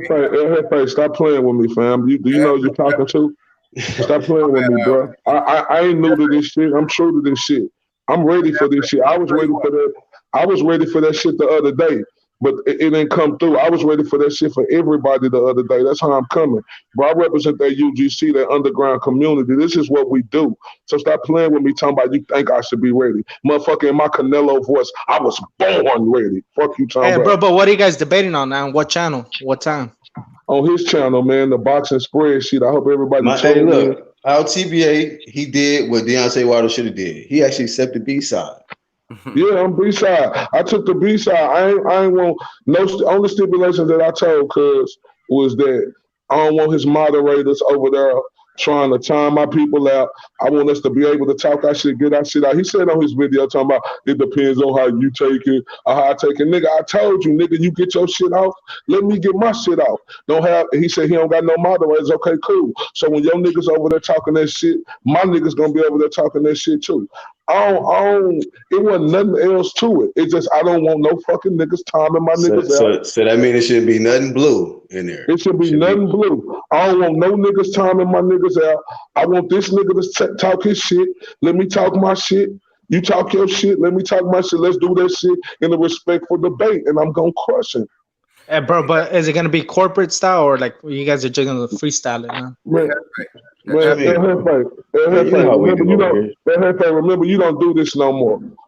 So, don't worry about it. All I want you to do is just tune in, like, because I ain't playing with these dudes, pushing this bullshit narrative that they do about Deontay Wilder and this and that. I ain't saying Deontay Wilder ain't got some star power to him, but the star power that they give to this dude is absolutely fucking crazy. And I'm gonna crush Cuz when we get out on that debate Saturday morning, 10 a.m. Eastern time. I'm not playing with these dudes, fam. I represent that UGC, and I'm going to hold that shit down, and they're going to see how we coming, fam. Hey, that nigga told me in the chat. Hey, Toby in the chat says, has Blood found his laptop yet? Hopefully. Hey, Hefe. Hey, look, look, this one thing right here, I know, hey, the blood, Blood blocks and he know his boxing, fam. I ain't gonna hate on the dude and say the dude ain't good at what he do. He is. I'm gonna give him all the credit in the world. Like he like one of the four-founders of this boxing YouTube shit. Especially over there with the LDBC. So I'm gonna give him his credit of him being the OG, like for real. In this boxing game. That's why I said I ain't want no stipulations. I want to do it wherever he wants to do it, whether if it was on his channel or that BF Pussy B channel. It didn't make no difference to me. I'm just ready to go and show these boys why they can't fuck with me on my worst day. That's how I'm coming. Yeah, man. And I was gonna say also, like, one thing I could say about the UGC, man, is like the debate smoke is free here, man. Like anybody could get it. And it's logical. It's not compared to these other dudes because one time I was on Blue Bloods and I was debating him on Canelo on how like if Canelo's the face of boxing, and he was saying Wilder was the face of boxing, man. And then I brought up a fact. I was like, Canelo was selling out arenas in San Antonio, and he said the only reason that Canelo sold out San Antonio was because of Trout. I was like, what the fuck? Let me say this one thing. look, this one thing that I won't do when we get in that debate. Shout out to Austin Trout, man, selling out arenas out here. This one thing that I won't do when we get in that debate. I'm not finna I know it could be we both talk, we both got voices to where we go at it, so that's cool. But I'm not finna get on there to where if I'm talking and I'm steady getting interrupted, bro, I'm gonna end that shit quickly. Because I'm telling the nigga right now, I'm gonna let you get your shit off. I know it may be moments in time where a nigga wanna say something, but for the most part, a nigga has to just hold court while the other nigga talking this shit, and then the other nigga come back and give him his shit. If it don't go like that, I'm gonna end that shit quickly. I ain't finna play no games, like I don't know if he just want to get me on here to try to just talk shit. Yeah, I ain't into that. No, I'm on here to debate. I'm on here to debate you and to debunk all them bullshit narratives, blood boxing that you and your compadres be spewing all across YouTube. You know what I'm saying? I'm on there to crush you. I'm on there to show all them boys on there. Like, when I get through with him, you know what I'm saying? I'm going to have all his boys over there ready to, set something up with me. Watch what I tell you. Let me say this one thing, bro. Blue Blood's dumbass, that motherfucker had Broner beating Pacquiao. That right there, that right there, that just throws your whole shit out the window, bro. You ain't got no fucking, man. And then this, I lost respect for him, man, after he said that Trout shit, man. I couldn't watch his shit. I couldn't watch his shit anymore. I never respect that Mr. 5 years having that ass motherfucker. He bro, check this. And then he was talking about I want to have a street war with you and all this other bullshit. Like, well, what you telling me over the internet for? What the fuck you talking about, bro? Come on, man. You ain't talking about nothing. And was the video monetized when he said it? Shit, I don't know. He said, I'm gonna call the block up and fucking have a strap. I'm like, bro, shut your fucking man. I said, bro, if I seen you with that little faggot ass LDBC cookout, bro, your fucking titties was popping out of your fucking turtleneck with your stupid ass, bro. I kick you in the chest once a fucking pork chop gonna fly out of your ass, bro. Stop it. Stop it. Yeah, damn. Yeah, but when you said that, El Jefe, I was just laughing, man, because I debated that. That was easy. And Jefe, just so you know, that was easy work. Yeah, and them fools don't even debate over there. They just block your ass real quick. Yeah, they yell and block. You know, they yell blocker promotions, nigga. Yell blocker promotions. That's one thing I ain't respect, bro. Like, that's what I'm like. Damn, you over there trying to talk boxing with me, timing you out and shit. Like, and you just asking logical questions. I can understand if you making derogatory statements, but if you just disagree with them niggas over there, fam, like I can't, man. Nah. Well, see, that's why the debate cage is what it is. But Jaleel call that corporate. That's what y'all call corporate. So nah, man. Hey, D, put some respect on Jalik's name, man. Nah. You a casual and he a casual, and ain't none of y'all ever came close to defeating me in the debate because y'all both. Let's open that shit up. Set me and Black up, man. I want to debate Black. Are you insane? Are you insane? Debate Black? Man, oh my God, bro! I'm stepping up, man. I'm like Mikey right now. I see something, man. Yeah. Why does he keep using that same analogy? You remember what happened to Mikey, right? You keep bodying yourself. You remember the same one. You remember what happened to Mikey, right? No, bro, because I want to test my debate skills, man, against Black. I want to see where I'm at. Hey, hold on. Hey, UGC, I just want to say thanks for having me on. D, Red, IOTBA. Y'all have a happy Thanksgiving, bro. Thanks for having me on. I'll catch you up. Shout out to Johnny Boy, man. Thanks for coming on, bro. Salute. All right, fellas. God bless. Have a good one. God bless. I'm going to shut down in 10 minutes anyway. Sorry, this nigga talking about he want to step up like Mikey. Really? He sees something, huh? All right. Shout out to what you see, nigga. Ain't gonna go your way, though. He see. Tell you that. Because it ain't nothing you to see. Yeah, you're gonna be looking like Marcelo's at the end of the debate, nigga. Flat, nigga. Hey, Civil rights promotions. I don't know what's wrong. Hey, yo, Black. I still can't get over yesterday, man. What I do? What he was debating on, man. No, don't try to get on my side now, nigga. Yeah, Don't still get bodied. Hey, you could tell he been hanging around Jalik a long time, Black. You see how he tried to put that in there? Oh, no matter. Hey, that nigga don't even come over here. We need to put the pressure on that she knows his sports. I want to smoke with that nigga. You know, I want you to make something up to put something out for that nigga so we could get his little girly ass over so I could shut him down too. Man, I want to smoke with any free smoke.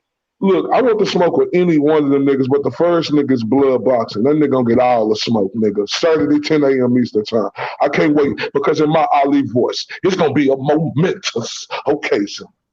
Hey, RTB, I'm gonna tell you like this right now, bro. That dude is straight coward, bro. I was flaming his ass in the chat when you called him out. That man wouldn't even respond to that shit. He didn't even wait to talk about it till he got up on his video and made some corny ass goddamn video of this beta male and all of that shit. Man, that dude ducked twice. You said something about me? He ducked a rival. He ducked you yesterday. That man ain't trying to debate you, bro. Hold up, you said something about me in this video? Nah. Oh, okay. All right, he better keep it that way. Hey, yo, D, I also have a question. Why haven't you made the ducktail videos about your boy Intangible, man, ducking me? Man, hey, let me respond real quick to a comment. Tony's reviews is random, so it's not on the schedule or nothing like that. I just kick off the live streams and we just get it in. Sometimes it should be 5 hours, but the link is always there. So let me answer El Jefe silly ass question. Bro, listen, Intangible ain't duck you. That's why I ain't make no damn ducktail video. He didn't duck you. I couldn't get an email from either one of y'all. I have to set the shit up. Well, if I don't get no emails, ain't nobody ducked you, bro. If he top contenders and champs can't really duck prospects, man. Yeah, the debate was settled already. I smoked them out already like 2 days ago. Yeah, whatever, bro. I'm not making no fugazi ass ducktail videos, so you can cancel that shit. He wants some cloud off that. Hey, bro, you made one about Jalik, man, and he didn't duck. Yeah, he did. Man, Jalik, he didn't. Man, look, Jefe, stop. Put down your pom-poms for Jalik. Stop fanboying for Jalik. He ducked that work, okay? Jalik on his own channel told me I don't have to debate ILTBA, and that was after he called out ILTBA. So he did duck out of his own mouth. Yeah. That guy, I think he's on a different level than everybody. So Rocket Stripes, what's up to my dog Rocket Stripes? He in the chat. What's popping, fam? Shout out to Rocket. Shout out to Rocket Stripes. Salute to the all 30 watching. Hopefully everybody's fuck with this UGC and not just a background nigga. But shout out to the ones that just be tuning in that really fuck with the UGC, but be at work and shit with the earbuds. Shout out to y'all. Shout out to the ones catching the playback. Y'all go to the channels tab and support everybody on this panel. UDC Click.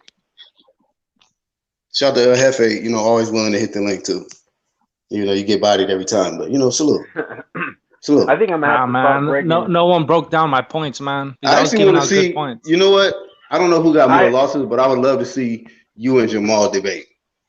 Oh God, that would be a good one right there. Hey, D, set that shit up.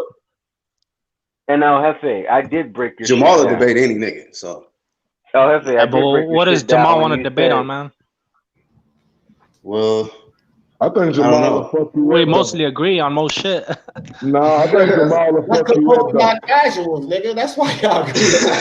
I said it's a good debate. Y'all niggas can have y'all. On the cool, I think Jamal will fuck him up though. You might.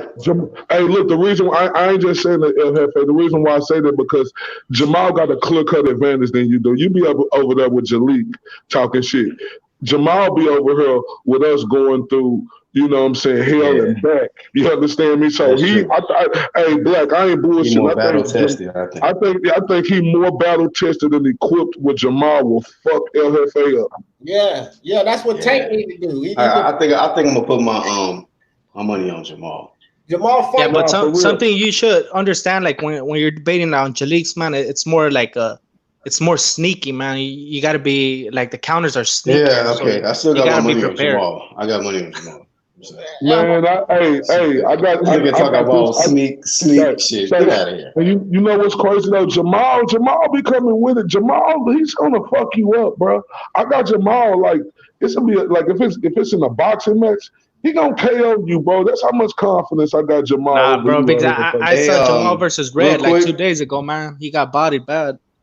Tony's reviews. I see you in the background, but you gotta maybe go out and come back in. Red didn't body, man. Man, Red just bodied you, broke you down like a double barrel shotgun. No, because I was pressing Red on why he was hating on Canelo, and then he explained it. So that's not a body. It's not a body because I came back and I broke down how I'm not hating on Canelo. Like just because you said that I hated on Canelo doesn't mean that you bodied me. You didn't give any points. But I broke it down how I don't like Canelo, but I still give him credit. So how am I hating on him? No, but I gave you the correct reason. Under the ground. Hold up. That's I gave you the factual reasons, man, why Canelo does it. You didn't give me no factual reason. And you know what? I did. If you were paying attention, okay, ILTBA gave me his reasons, and I didn't argue with him about it. I even said I can understand that. I understand that logic. As long as there's logic behind it, I don't got a problem with it. But so it's not a body then. If you're saying it's not a body. You did not body. You did not body me. Well, to be honest, I didn't get to hear. Did Tony just say Canelo is super over? Is that I don't know if Tony reviews. I just hit the link for a second. I don't know if that's a. I just asked when is that a woman? Because I said woman in the picture. So Tony's reviews was in the background. That's why I said just come back in because I couldn't tap the channel to come in yet. Is come back in for like 5 minutes. No, Tony is not a woman. No, it's not a woman. It's another El Jefe. So what was the statement that Canelo is? Oh, okay. Well, no, what I told Red is that you got to respect Canelo because of the pay-per-view and the star he is, man. But I never disrespected Canelo. I think because Canelo the A side has always had these advantages, man. Okay. Ever since the Muhammad Ali days. Okay, and there's nothing wrong with the A side having advantages, but the advantages have gotten out of hand. Okay, when that's what I'm saying. Just respect it, man. It's different. Times are different. And I never disrespect. It's like, do you like rap? Do you like rap nowadays, man? Do you like rap? No, I don't. I don't like today's rap. But okay. let me tell you. Here's the thing. It's a new day, man. Here's the thing. I never disrespected Canelo though. You see that shit? Black, you see that Tony reviews? Boy, we got another one. Oh, I wish you weren't shutting this live stream down. Oh, what? You see Tony reviews? Man, okay. I hope we see you tomorrow. God damn, man. I know it's. I don't give a fuck about the holidays, though. I don't give a fuck about the holidays. Hey, D, I'm calling you today. I'm calling. Hit me up on the phone. Tony reviews one of them chat warriors, bro. You know we got these chat warriors in the No, I'm calling you today because I need you to help me. I need you to help me fix up my screen. Not like with statements like this. Tony reviews. If we so casual, why you keep tuning in? This ain't your first time here. Come on, do you watch casual channels like you just to tune in? I think I've seen Tony reviews, man, on LDBC. You here for content or what? That nigga, look, Black. That nigga put chat warrior, put a question mark up. Chat warrior is you, nigga. You only do it in the chat. I'll back out so you can click that link and come up here and get bodied. That's what chat warrior mean. Look up chat warrior in the dictionary and your picture right there. You. Yeah, I can get extended for an extra 10 minutes if you want to click the link. Fuck the chat warrior shit. Who's casual? Because you here. Come on, we like people like you. Please, we will give you the floor. Please. I just said who? Hey, Black. I think he's calling Red a casual. Hold up. If Tony reviews come on here, we got to give this motherfucker all credit because we enjoy people like this. Look, El Jefe, you got to bounce. I'm gonna back out and show. Okay, see, I was about to back out and show this nigga. Oh, there he goes. Hey, what's happening? Is this working? Can you hear me? Yeah, a little echo. What was happening? Yeah. Okay. First thing, I wasn't calling you a casual or anybody on this panel. I was talking about to the dude in the chat room, gun rights mafia. That's who I was talking to. Okay. All right. So I wasn't even listening to what y'all was saying just then as I was chatting with that person. Now, as far as the chat was, hey, real quick, why you got on the dress, bro? Bro, I got on a dress. Really? In that picture, talking about your picture. Why you wearing a dress? That's my girl.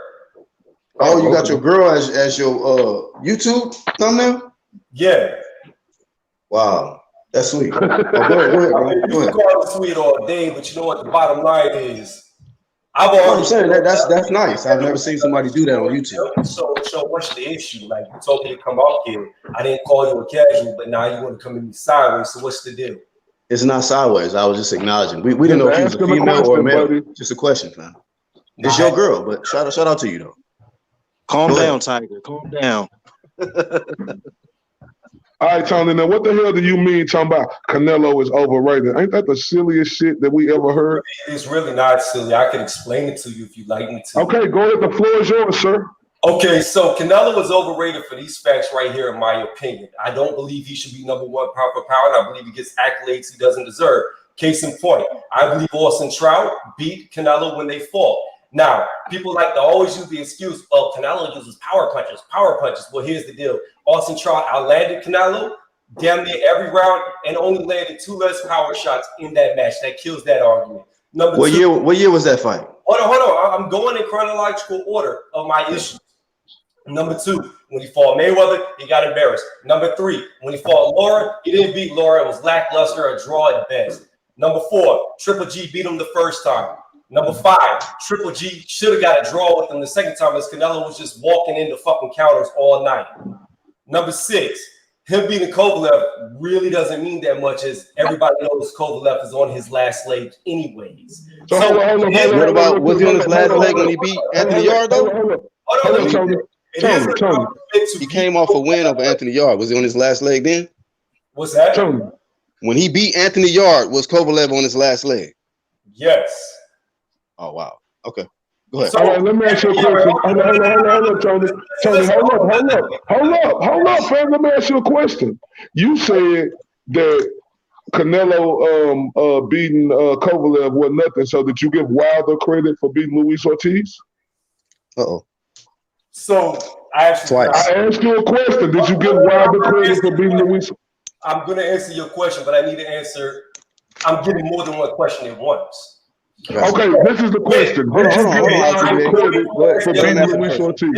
Be quiet, close your mouth, and let me talk. Thank you. So, to answer the first question about was Kovalev on his last leg when he fought Yard, I would say yes. Why? Because 2 fights prior to that, Kovalev was knocked out again to Alvarez. He came back to beat Alvarez. It was good, but Alvarez was very hesitant to throw punches against the jab and lost. Now, when he fought Yard, Yard only had 1 good round. Kovalev was shutting down Yard with the jab. When Yard had success by going to Kovalev's body, which has been his weakness ever since Andre Ward exposed it, he almost got knocked the fuck out with a fighter only having success in 1 round. 1 round. That's all Yard had the whole fight and almost put him away. The problem with Yard was he blew his load and he was done. He made himself exhausted and he ended up getting knocked out. You don't answer my question. I'm coming to you. Can I finish answering the first question first? I mean, damn, you going. I got to put. We heard you. Can you answer that you give Wilder credit for Luis Ortiz? Somebody want to. I'm going to come down. I'm going to come back. So I give Deontay Wilder credit for beating Ortiz in their second fight. Why? Because there was controversy over the first fight. Hey, you know you done fucked up, right? You know you done fucked up, right? You know you done fucked up. Go ahead, though. See, I'm gonna let you finish. But you try to put words in my mouth, you're not even letting me finish. No, hold up, Tony. Hold up. See how we do this is you done said a lot. Now you can't just keep talking. Hold up, fam. Hold up. I ain't trying to be disrespectful. Hey, it's back and forth though. So just get. I ain't trying to be disrespectful. Let him finish. No, let him finish. I just got plenty of counters for everything he just said. But let him go. But go ahead and bias tell him. No, let him finish. I just want, because when he's done, I want him to listen to everything that I'm about to say. So let him go. All right, go ahead, Tony. So with the Ortiz too, what I was saying is, I felt like for Wilder, it was a good fight because there was controversy over that 7th round where the referee gave Wilder more time. It might have been the 8th round, actually, where the referee gave him more time coming out. So to me, that was not a fight about me, you, the fans. It wasn't a fight about legacy. It was a fight about Wilder proving to himself that he could beat Ortiz without the referee's assistance. That's why I felt like the second fight was a good fight. Not because Ortiz is the top of the top, because he's not. He's probably 50 years old because he said he saw a rumble in the jungle when he was 5, which was in 74, which would make him fucking 50, not 40. The fact remains, that was a fight that I feel is somebody who has fought before. You would want to run that back because of the controversy. That's the only reason why I see it as a good fight for him. Okay, all right, okay. So look, Ortiz has done nothing at the heavyweight division to warrant a rematch. Not only was there no controversy, he went to sleep in the rematch. Like, he got knocked out and was drooling on the floor. Like, there's no controversy. Just because the ref gave him a couple of seconds because of the state of New York, they do that in the state of New York, does not mean that that warrants a rematch. Also, I just want to point out a couple of things. You said Canelo was outlanded by Trout, so that means he won the fight. But that's not how boxing is scored. Nobody scores fights on who lands the most punches. It's not about who's landing the most, because if that was the case, Floyd would have lost to Castillo the first fight, right? You agree to that or no? So, you fast to touch on how you score. He asked you a question. No. Just answer the question. I responded to what he said. Answer the question. Match is scored round by round. No, okay. Judges. Let me tell you something. He outlanded Canelo round by round. Power punches count. But no. He didn't outland Canelo round by round. I did. As you said it, I was looking it up, and that what you said is not true. Did he outland Canelo in some rounds? Yeah, but he didn't outland Canelo in all the rounds. What you're saying is to fit your own narrative. That's what you're doing. But again, if that were the case, Floyd would have lost to Maidana the first fight. He would have lost to Castillo the first fight. But judges do not score by CompuBox, and I'll give you an example, which is always for the house fighter. You do understand that, right? CompuBox? It's always for the house fighter, usually. The house fighter. Okay. Trout was from Texas. You do know that, right? Yes. Okay. So CompuBox is going to go for him, just like Wilder. It went for him versus Ortiz. Who owns just now? Who owns CompuBox? Why would that matter? Who owns CompuBox? You talking about the house fighter? Who owns it? No, I'm not talking about that. Who owns it? I'm saying at the house fighter. The house fighter. Bro, HBO was pushing. No. HBO was pushing the CompuBoxes through. Therefore, by what you just said, it would be tilted for Canelo if it's for the house fighter. No. Okay. So then why was it tilted for Deontay Wilder? Is he with HBO? No, he's not. So I mean, come on, bro. So that's what I'm trying to say. You went from Trout, Canelo to Wilder with no fight. Because I gave you an example of CompuBox being in favor of the house fighter. Yeah, Canelo wasn't a big name versus Trout yet. Yes, he was. No, he wasn't. Yes, he was, because the very next fight he fought Mayweather. Because he was calling for it. I ain't even going to. He wasn't that. Bro, he wasn't that big of a name. When he fought Mayweather, the fight before Mayweather was Austin Trout. No. Canelo's fight with Floyd. Canelo's fight with Floyd made him the household name. What are you talking about? He was already a known commodity. No, he wasn't, bro. Oh my God. Okay. Bro, only people that were coming out for Canelo fights were Mexicans at that time. That's just a fact. But either way, like, if you want to exclude the house, CompuBox, and all of that, then I got a question. Floyd versus Castillo won. Who won that fight to you? Floyd. Okay, so now you just contradicted yourself. I did not. Yes, you did, because Castillo outlanded him. He outlanded him in total numbers, not round by round numbers. Bro, Oh my! You just made his point. You just made his point. No, listen to me. You just made his point, bro. No, listen to what I'm saying. You can land 260 punches. I can land 240, but that doesn't mean you outlanded me round by round. You could have landed 50 punches in one round where I landed none, meaning you only won one round. But when I outlanded, that's the point he made, bro. But that's why now you're on unbiased side. You're you agreeing with me then? I said yes. No. Okay, so you're agreeing with me then? Then you're agreeing with me because what you just said is a contradiction. You said he outlanded him, whether it's round by round, he still outlanded him. Correct? Mayweather outlanded Castillo in the first one, round by round. No, he did, bro. Yes, he did. No, he did. How do you outland somebody round by round, but the other guy? Okay, hold on. This is okay. See. Look what you just said. Listen to what you just said. Okay, and I'm asking you this: how do you outland somebody? But you just said Castillo outlanded Floyd, right? And then you just said Floyd outlanded him round by round, but Castillo outlanded Floyd. So how does that make sense? Because that doesn't make sense. It doesn't make sense. I will say this again. Listen to what I'm saying. Me and you have a boxing match. You land 280 punches. I land 240. Your total punches is 40 more than mine. But you could have landed 60 punches in one round to my 0, meaning that 220 other punches are broke down throughout the other 11 rounds that are left. Therefore, I could still outland you round by round, even though I landed less total. No. Yes. No, you could just no, sir. No, but no. That's how it works. Castillo outlanded Floyd. It doesn't matter if you want to go by, he landed less in one round than the other round, which doesn't matter. Like Floyd talked about how he couldn't even really get his punch volume up because of his torn rotator cuff and shit. So that was more evidence to the fact that he wasn't even throwing punches in that fight like that.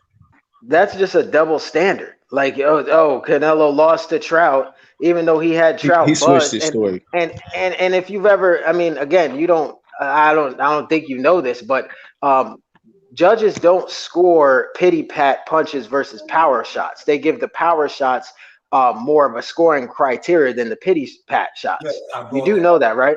I brought that up. You do know. Okay, so if you know, so then what the fuck are you talking about? So if you know, okay, see, look, all right, no. Black, you gotta use this mic. Because this dude is this is the second contradiction. I know, bro. That's what I said.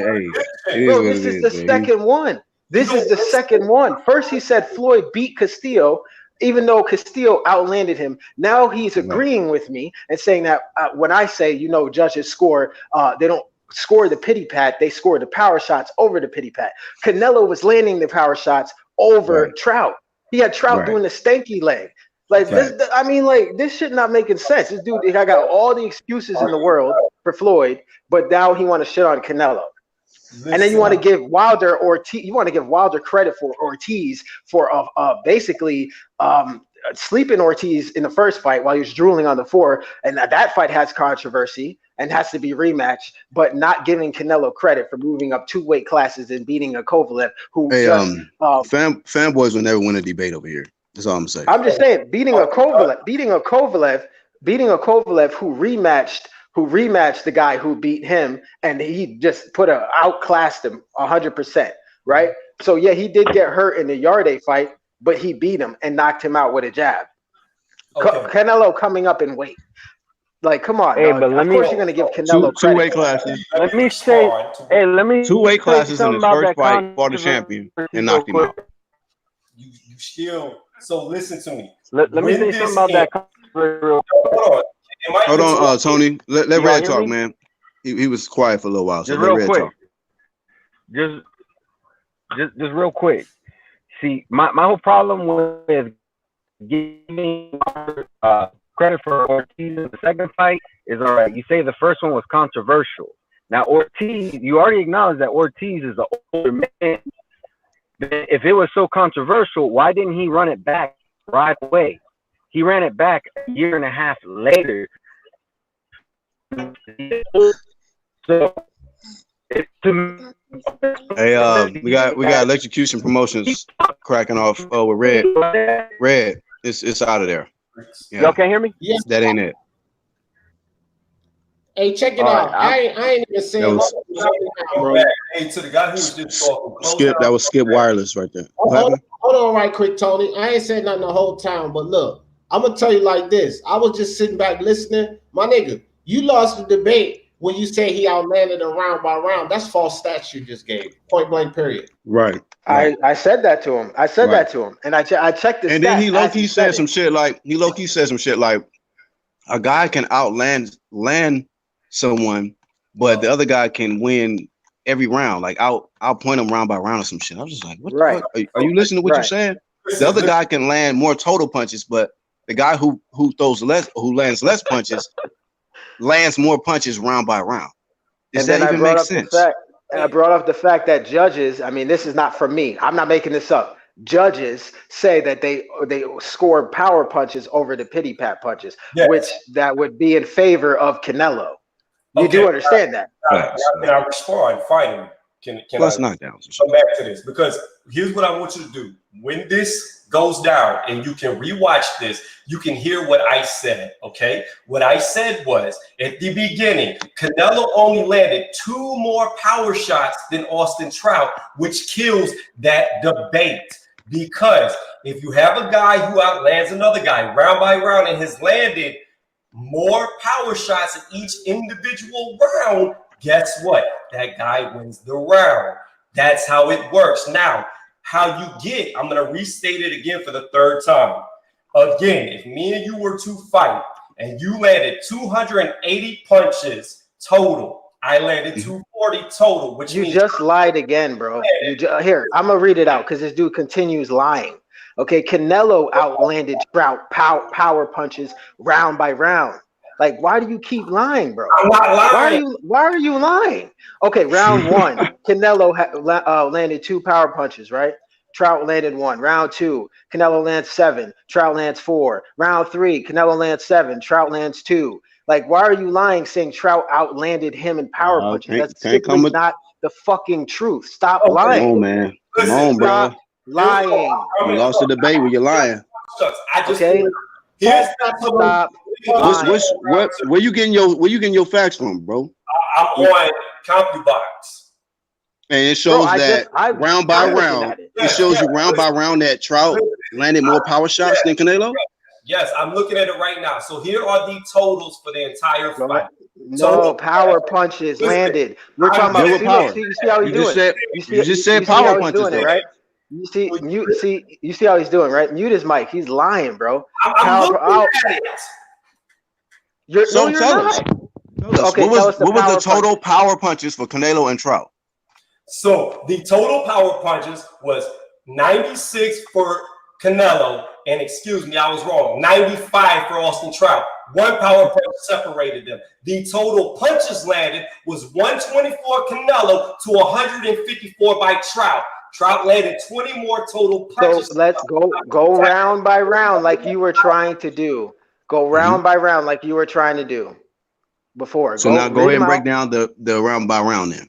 Go ahead. Okay, so we're going total punches or power punches? Power punches. Power punches. Because you made that argument about power, remember? You said the power punches was Trout had more. No, round by round. You said he landed more power punches than Canelo round by round. That's what you said. I can't even That's what you debate. said. I'm done. He does contradict. You talking about go back and watch the shit, nigga. You said Trout landed more power punches than Canelo round by round. That's what you said. He said that, and then he lied. That's what you said, fam. So the debate is over if you retracting from that shit. You can't do that shit over here, bro. You're gonna get bodied every time. How many times are you gonna lie about something? Keep the same energy. So I'm going. First, look, I'm not lying about it. Hold on. Yeah, you are. You said Trout outlanded Canelo. Now you're saying, oh, he only outlanded him by 1. And then you want to break it down round by round. So I'm saying read it round by round. Canelo has outlanded Trout majority of the rounds by the power punches. So that's what I'm saying. You're not keeping the same energy here. We appreciate you hitting the link though, man. But it's a body count. I'm gonna go round by round. You ready? We've been waiting for it. We know what it is. Go ahead. Right. And this is in total. We'll do totals too after the power punches only. Just go round by round. Yeah, go ahead. Trout 1, Canelo 1 round. Round 2, 7-4, Canelo. Okay. Canelo round. There's 2. 7-5 round 3. There's another Canelo round. Round 4, 5-6, Trout. Round 5, 4-5, Trout. Round 6, 8-13, Trout. Round 7, 16-11, Canelo. Round 8, 3-10, Trout. Round 9, 12-9, Canelo. Round 10, 8-11, Trout. Round 11, 12-6, Canelo. Round 12, 12-14, Trout. So that means that you bodied your whole first statement. When you said each round, you said round by round, Trout out. He landed more power shots than him every round. Right. He led. You said he led. He led in the power punch column each round. That's what you said initially. Now if you deny it, you're a fraud, bro. So you just basically bodied yourself. Let me say this right quick, Unbiased, real quick. Hey, shout out to Tony. He came up and tried, but another body. It's not a body. It's not done. And in the chat, they also put in the chat, Canelo landed 43% power shots as compared to 20% from Trout. So more accurate power shot. Right. Accuracy goes to Canelo. But hold on. I want to read Castillo's though. I want to get to Floyd Castillo, how you contradicted yourself. So go ahead. We're not done with Trout Canelo yet. So okay, go ahead. There are the power punches, right? That was just power punches. But let's go to the rest of the round. So total punches. Continue. Round 1. No, we're not going to stop this because we're going by the stats. We're going by the stats. Round 1. Alvarez, total punches landed 3 to Trout's 9. It's over. Canelo 10. Round 3, 12 to 10. Round 4, 10 to 11. So 2-2 right now. It's 2-2 right now. Round 5, 6-12 Trout. 3 rounds for Trout. Round 6, 9-19 Trout. You know you done fucked up, right? You know you done fucked up, right? You know you done fucked up, right? So look, hold on. Okay, are you done? Are you done? Okay, good. I'm glad. So this is an even bigger body bag than I figured because I'm so glad I asked you this. Hold on, wait, no. Should have stopped while you was glad I asked. I'm so glad I asked. No, we went to the Canelo Trout. I'm on Floyd Castillo now because you said Floyd won the fight. So let's go to their punch stats. Okay, Castillo. No. Okay, Castillo. Hold on. Round by round. I'm run now. No, you done. You are done. You all the way done. You out of here. You are out of here. Because look how much you contribute. Once I read this off, I want everybody to listen to this. I want everybody to listen to this. Because this man is talking round by round, right? Which doesn't matter. Which doesn't matter, right? So look. So this is a fact right here. Hey Tony, just let him get his off, bro. Because he don't want me to get this off. He don't want me to get this off. Because this is gonna be. Hey, if your comeback game is official, man, you ain't got nothing to worry about. No, listen to me. It's even worse. Let Unbiased get his off, and your comeback game is strong. Even worse. It's even worse. Okay, now just listen to this. Castillo's. Man, bro. My God. listen to this. Yo. Please don't body me. Don't talk. Don't body me right now. Over. Don't do this to me. Over. Because if he said Floyd beat Castillo and Canelo lost to Trout, that is the biggest contradiction that anybody can make. Because guess what? Castillo landed 173 power punches versus Mayweather's 66. It's over. You out of here. Get him up out. He done. But Floyd beat Castillo. But hold on. But Floyd beat Castillo though, right? No. You done. It's over. It's a wrap. How in your mind it's over. You done. Like you killed yourself. You killed yourself when you said Floyd beat Castillo, but Canelo didn't beat Trout. We still on the first one. Killed yourself. Killed yourself. About to get totally killed yourself. Looking at the punch stats too, Trout was already up 4 rounds to 2 on Canelo, and then he back on the Trout fight now. Okay, hey, it was a good effort though, fam. It was a good effort. He killed himself. He said Floyd won, but look at you could tell. I already know what your agenda is now that I hear you talking. Contradiction. Hey, now that I hear you talking, I already know what your agenda is. Because how in the hell could Floyd have beat Castillo, but he didn't even land half of what Castillo landed on him in power punches? So like we all just sat here and agreed. You yourself, you said that the judges are looking at power punches over the pity pat. So guess what? Castillo landed double what Floyd landed in power punches. That's why I'm saying you're contradicting yourself. So you want to go by round, which I could do, and it even so it would favor Castillo. How do we know it would favor Castillo? Because he landed 173 while Floyd only landed 66. It doesn't take a genius to figure that one out. So that's why I'm saying you contradicted yourself, saying Castillo lost to Floyd, but Canelo. Saying Castillo lost to Floyd and Canelo lost to Trout. You contradicted yourself.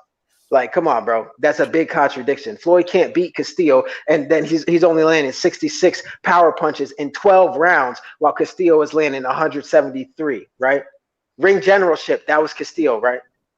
Definitely. Yeah, rewatch the fight. If you're saying no, rewatch the fight. Like, you got. I'm gonna tell y'all like this, man. I'm gonna tell y'all like this, man.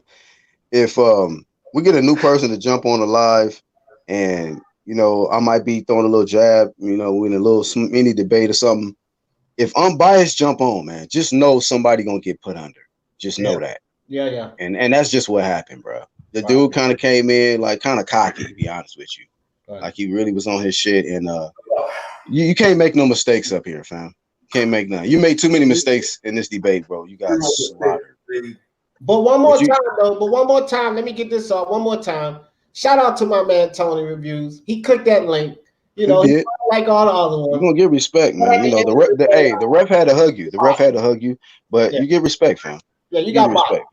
Well, good try though. Good try, sir.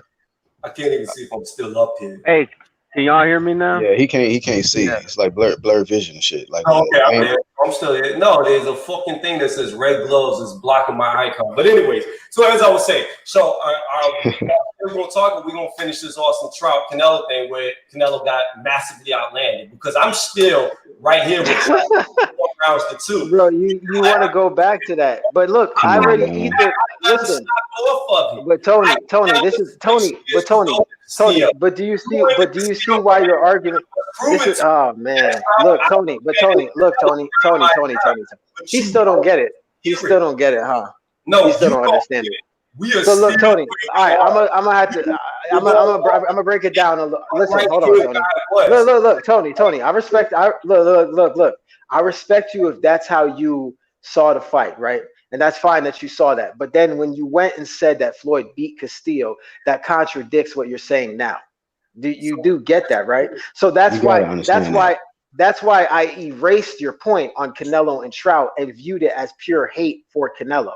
That's because if you're going to say Canelo lost to Trout, then you need to keep the same energy and say that Floyd lost to Castillo. There's no way in your mind that Castillo could land double what Floyd landed in power punches, right? And you could say, oh, there's other scoring criteria. And guess who had that? Castillo had that in that fight. He was pushing the action, right?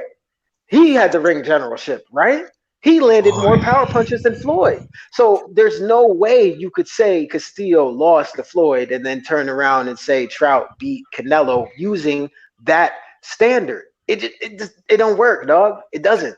So can I speak now?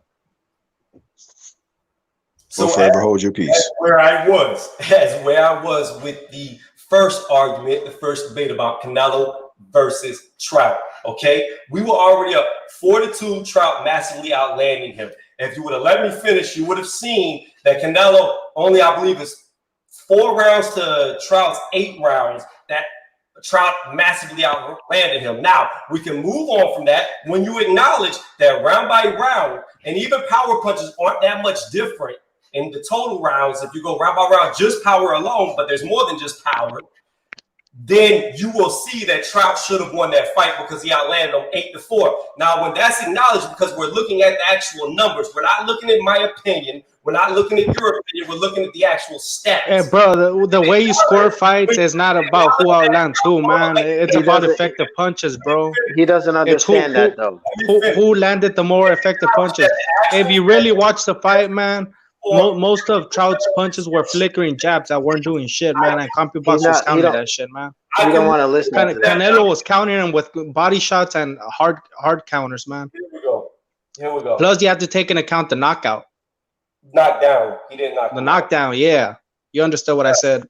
Yeah. And that's one of the rounds that he outlanded him in, which makes which in your opinion, if he gets knocked down, fam. A flickering jab takes the same effect as a hard straight right hand, right? He don't want to listen to that, though. He doesn't want to listen to that. Listen to me now. Look here. It's Canelo hate, dog. You don't see it? It's just Canelo hate.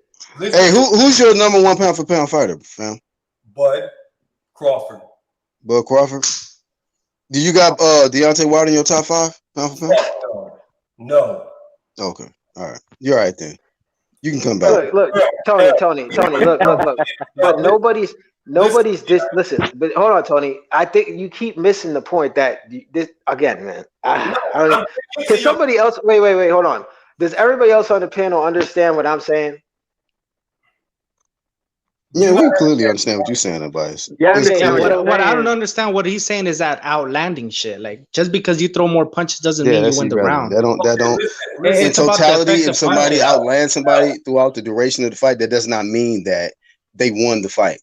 Because there's multiple rounds. Somebody could have been putting in a whole bunch of punches together in round 3, and punch output could decrease the 4th round, and so on and so forth. So what I'm saying is, you know what?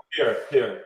This will be easier for you to visualize. I got you to whoever's the host of the channel. Can you put links in your chat? Now you can see it for yourself. So you could go there. You will see what I'm talking about right there. 8 out of the 12 rounds, Trout outlanded him round by round. The power shots were damn near identical. So therefore, you have to go out who landed the most punches in the round. Trout beat him 8-4. If you want to count you have to count the knockdown. Even if you have to count the knockdown. But you're using that one fight. Listen, you're using that one fight. Let me say this. You're using that one fight against Trout to totally discredit Canelo Alvarez as number 1 pound for pound and all this stuff, because we started from the Kovalev shit. And you want to go and start discrediting him from previous fights when current day the motherfucker just went up 2 weight classes and dethroned Kovalev, who just beat Anthony Yarde. Black, hold on. From the Trout, he's gonna go to the Austin Lara, to the Erislandy Lara. I already know. I mean, he brought all those fights. I already mentioned the Lara, the Triple G's. So listen, let me ask you something. Hey, Tony Review, let me ask you something right now, today. Do you think Trout, Lara, and whoever else you think might have beat Canelo in the past can beat that nigga right now? Hell no. Asking you right now. Okay, that's over. That's over. Let's get off the dumb shit. That nigga will whoop all of them niggas' asses that you're talking about. I'm not. All of them. And we got to be honest. Like I'm not disagreeing with you. If you felt Trout won, cool. But to discredit what the nigga's doing right now, he'll beat all them niggas. Easy. Yeah, and back to the normal question: why is he overrated? He was young when he took a lot of that adversity. He was young. Basically, he's overrated, and he had to go to a fight that was like 9 years ago. Okay, L. No, I went to the niggas got to dig in the past to discredit the nigga today, which weren't 9 years ago. But anyways, UGC, I like what you said, and I agree with that. But when you're talking pound for pound, you're not just talking about this current four weight classes. No, weight classes. Right, but you're also talking about a full body of work, right? You got to compare him to other greats like Crawford. You got to compare him to Lomachenko. He's better. Yeah, but who you have to go by who they fought, man. Also, you have to be by who they fought. Like who has Crawford fought his last 3 fights? I'm gonna be honest with you, man. I'm gonna be honest with you. I like Bud. I like Lomachenko. But if we want to talk about pound for pound, who I feel has the more winning style, and no matter what weight class, I'll take Canelo's style over all of them niggas. But I'll take Canelo's style. Listen to me. So you that's how I'm looking at the pound for pound. Why I will rate Canelo over them. 4 weight classes. He's ain't lost since Floyd. The Floyd loss or whatever. You're not sticking through the bullshit. He fought Kovalev, who is the weakest of the champions at light heavyweight. Why didn't he go for a monster up there? When he went to super middleweight and fought Rocky Fury. Did you have the same energy when he knocked out Anthony Yarde? Towards Kovalev. When he knocked out Elito Alvarez in the rematch, I mean, when he beat Elito Alvarez in the rematch and knocked out Anthony Yarde, did you have that same energy then? Like, this nigga's a weak link. He's not. Hey, yo, Tony, and can he also say that Kovalev was the most prestigious champion at 175? Can he say that during that time? Right, that's facts. He was the most prestigious at 175. Was he or was he not? The most seasoned guy, the guy who had the most. Just say it. Yes or no? Come on, real quick. He's the most. Wait, hold on. Let me get a little body also. Hold on. No. When are we talking about? When Canelo fought Kovalev? Yeah, after he beat Yarde. Bro, there's not one fucking analyst, journalist, anybody in boxing who believes Kovalev can beat the other two fucking champions at light heavyweight. There's nobody. No, but was he the most prestigious? Answer the question, man. He is. Canelo wasn't moving up to 175 to fight to stay at 175. He went up to 175 to fight the most prestigious and pick up a belt and go back down, bro. If you're trying to discredit Canelo for doing that, then you got to discredit Roy Jones to moving up for heavyweight and fighting John Ruiz. Boxing with casuals. Do you discredit John? Do you discredit Roy Jones? Do you discredit Roy Jones for moving up to heavyweight and fighting bum ass John Ruiz? Do you give him credit for that? Bro, do you give him credit for that, man? Answer the damn question. No. Answer that question. You don't give him credit? You don't give him credit. I just said the question because that's a good question. Wow. He said he don't give him credit. He said he don't. How many great fighters have moved up and fought the? Now, I'm not saying the weakest link, but the easy pickings. He didn't fight a tune-up. That nigga fought an actual champion. Didn't Sugar Ray Leonard move up to 168 and 175 to fight some bum ass Salon for a belt at 175? So when you go back that far back, do you realize that there wasn't? No, I'm saying because all the champions do that, man. So if you're only picking out Canelo, I better hear you picking out all these other dudes, man. You can't go that far back because then you fuck yourself because there was only 2 major belts back then. So now there's 4 major belts. So that means that at any given time you can have 4 fucking champions. And even if there's 4 belts, Kovalev was the most prestigious. One, what does it matter? He was the only one that held 2 straps, I think. Right? At the end of the day, Kovalev will go down as a Hall of Famer. Out of the current light heavies. Out of the current light heavies, I think he was the only one that was unified. And then before Ward beat him. Because he had 2 straps, I think. Yeah, but that was a long time ago. Adonis Stevenson. I'm just saying, he's talking about prestigious. He's talking about the most accomplished. UGC. Okay. And then if Canelo would have beaten Bevo, what if people would have said, "Oh, Bevo is unproven," but Bevo hasn't fought anybody. So say some shit. So it's always a double-edged sword with Canelo haters, man. If Canelo would have went for him and beat him, he would have got all the credit in the world. He wouldn't. No, he wouldn't, man. So you gonna tell me right now? You believe Bevo would lose to Kovalev? I can't tell you that because I haven't fought. I'm telling you what happened. Bullshit. For all we know, Kovalev can knock him out. So what are you saying? Before Canelo knocked him out, I was like, I don't know. Because, I mean, Kovalev got a lot of experience, man. What happened when Canelo beat Daniel Jacobs? Why doesn't he receive credit for Daniel Jacobs if he beat a champion? And people were saying he dug Daniel Jacobs. No, El, what I need you to do is, and I'm not trying to promote myself, go to my fucking channel. I made a video about Canelo. This nigga promoting himself. Go ahead. Promote your shit, bro. Go ahead and drop your IG while you at the shit. No, because he's saying I'm a Canelo hater. So because I can't take back what I put out there. That's why I said No, I'm not saying you're a Canelo hater. You said Canelo was overrated. So I'm saying, how is he overrated? Canelo all the credit in the world because I believe Jacobs was going to beat him. But the way that Canelo fought Jacobs was masterful. It was beautiful. It was another wrinkle. It was a way that we never seen Canelo move. He was bobbing and weaving and dodging every fucking thing Jacobs was throwing at him. It was amazing. It was amazing. Tony, I also have a question, bro. If you have Terrence Crawford, number one, does Terrence Crawford have a Daniel Jacobs on his resume? Does he have a Kovalev on his resume? So Bud Crawford did something. Nah, he doesn't. No, he doesn't. And if you know anything about boxing, when you fight like better opposition, it gets difficult. Each fight is harder. Each fight is close, man. I rock with Crawford too. That's my guy. Crawford, honestly. But this is the thing, man. For pound, it's all subjective, right? So I mean, listen, Tony, I could tell you're not a fan of Canelo, and I get it, right? You don't like the stipulations, you don't like certain things that are done in his favor, the A side privilege. I get it, I can hear that. But I mean, we just simply can't take away his accomplishments. We can't take away. We can't. One more question before I'm out. Is Canelo still overrated? The main question is Canelo still overrated after we said all this shit? L, let me ask you this. No. Answer my question, man. Is Canelo still overrated? You brought up We gotta shut it down. Is Canelo still overrated? Come on, because we gotta close this page down. But Tony, I could. But Tony, can I tell you something? Let me finish this to answer L. Right, okay, go ahead. Divisions has Canelo been undisputed in? If you can't tell me any, then zero. Yeah. All right. That's a good point. That's a cool point.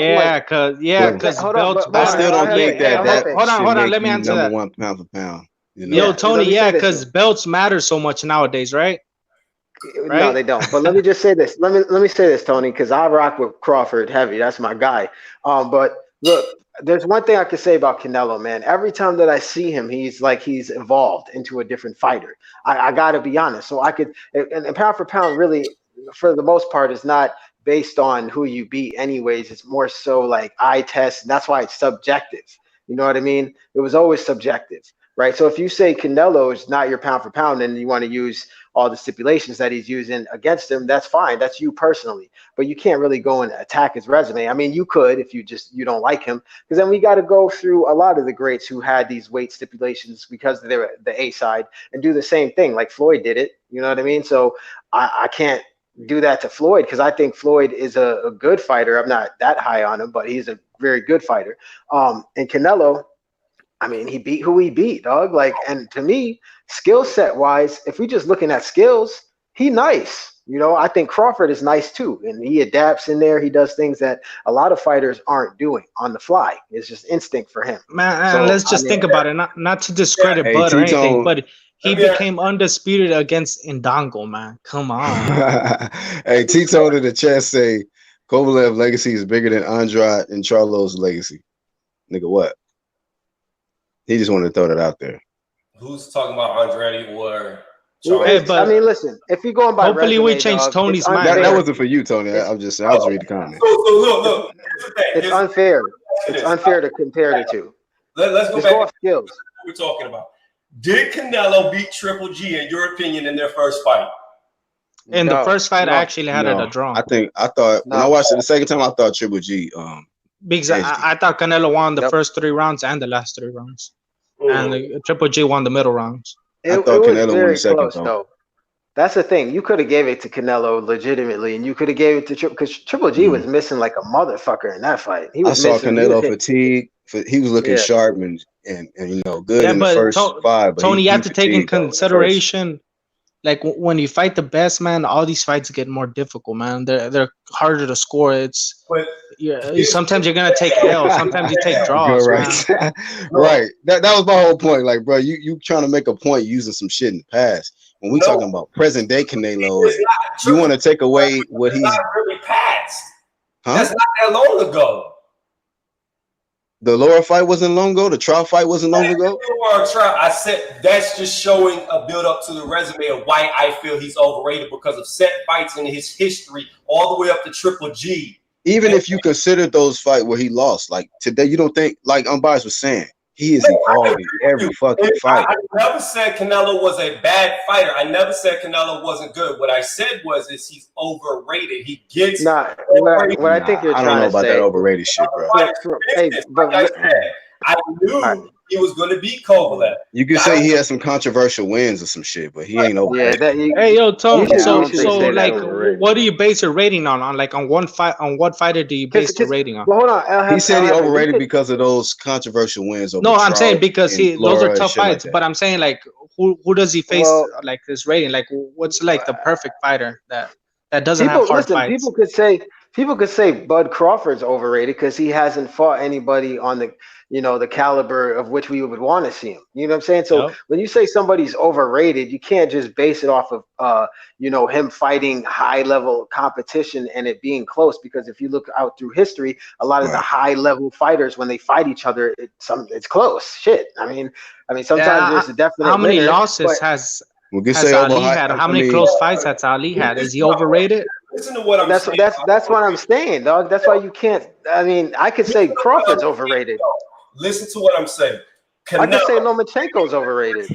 No, listen. When Canelo went to 168, he went after the weakest of the champions at 168. Okay. Right. Well, shit. He went after the most accomplished, the most accomplished name. Hey, look. Okay, look. Hey, bro. Hold on, Tony. But you have to take into consideration, bro. Wait. El Jefe, let me get him though, because you just said that you have Crawford as your pound for pound number one, and Crawford's my guy, so it hurts me to say this, but he moved up to 147. He fought the weakest champion there. Yes, he did. But so now you need to turn around and have that same energy with Crawford, or else you're just contradicting yourself again. Here's the difference though with Crawford. That is your number one pound for pound. That nigga did just move up and fight. Let me get my point across. How many times have you seen Crawford begging Spence for a fight? Begging him for a fight. How many times have you seen? That's not what you said about Canelo, though. I mean, that doesn't matter. Hold on. Matter. That's a whole different. That does not give topic, you man. criteria to say someone is better pound for pound than somebody else. That's a whole different topic right there. What are you talking about? Spence is. Look how long he begged for a fight. He's number one pound for pound. What? So, if that's the case, hold on. If that's the case, Shannon the Cannon should be the number one heavyweight, number one rank, nigga. As much begging as he did. What it seems like, it seems like you want Canelo to fight hard fight after hard fight after hard fight. Come on, man. Can't the dude have a break? Because what you said about Kovalev got his, according to you, Kovalev got his ass beat by Yarde, right? Horn got his ass whooped by Manny Pacquiao. A lot of people thought he lost that fight, indefinitely lost that fight. So, and then Crawford went up and beat him, and everybody viewed Jeff Horn as the weakest champion at 147, who was only campaigning and doing good because he was naturally bigger than all of those welterweights. And that's, I mean, that's validity. There's validity to that. Crawford, and you know what? And if they want to compare, you know, you can say like they both went up and fought the weakest champions, right?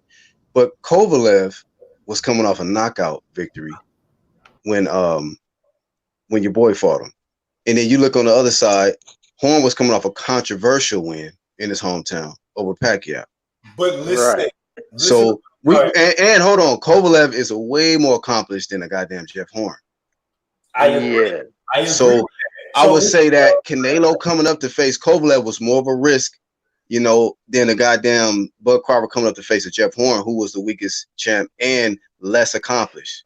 Damn, bro, that hurts. That really hurts to say that shit too. I'm just saying, we got to be honest and advised about this shit. Like I be a piece of. Without everybody else. Yeah. So I will. Go ahead, man. GC, hold on. Thanks to you, we have to use that to body you on the shit that you keep saying. I will agree with you that yes, Crawford did fight Jeff Horn, who was the weakest. But before he fought Jeff Horn, he was trying to fight Spence. Spence wouldn't give him a fight. Spence said you have to win a belt. Irrelevant. But that's a different topic for another day, man. We're not debating that. Hold on, let him finish. Let me finish. So he won a belt. The difference with Crawford and Canelo is you don't see Canelo begging the harder fighters to fight him or offering them fight. He's tiptoeing around them to avoid them, whereas Crawford is trying to fight the best. That is the difference. There's a huge difference in somebody not fighting you and you just choosing not to fight somebody. There's a difference. That's why Bud Crawford is greater than Canelo, because Canelo will tiptoe around Billy Joe Saunders. He'll tiptoe around Andretti. He'll tiptoe around Beagle to go against the weakest light heavyweight Kovalev. He's not challenging the best guys, whereas Crawford is challenging the best guys, and the best guys he's challenging are scared of him. That's the difference. But the difference, okay, but oh man, look. Yeah, hold on. You know what? No. Let me get off right quick on mine. Here's the difference, Tony. You can challenge who you want, but he ain't getting those fucking fights, bro. Canelo's getting the fights. And let me say this, Black Horseman, shout out to Black Horseman. Tony, you tried, bro. You did well. And since everybody clout chasing, I'm going to give myself a little clout chase. It's only one D Jefferson, man. You can't come up on the UGC. And look, you got bodied today, bro, by the weakest link, El Jefe. So you tried, sir. You tried real good, and you know, we respect you for that. But shit, did you say this nigga he was talking all this weakest link shit, and you saying he got bodied by the weakest link? God damn. I ain't the weakest link, man. You're tripping, man. You know what? You know why I'm not gonna respond to that, Tony? Because if I respond to that, I'm gonna have to go at my boy Bud, and I'm not gonna do that. So I'm gonna leave that topic alone. And because listen, I rock with Bud heavy. But yeah, listen, we kind of hurt his heart a little bit with that. Yeah, but look, I'm good. I'm done. He done with that. Well, shout out to Tony, man. You know, we had a low key exposed Crawford on some shit just to prove our point against your ass. Take that as another review, Tony.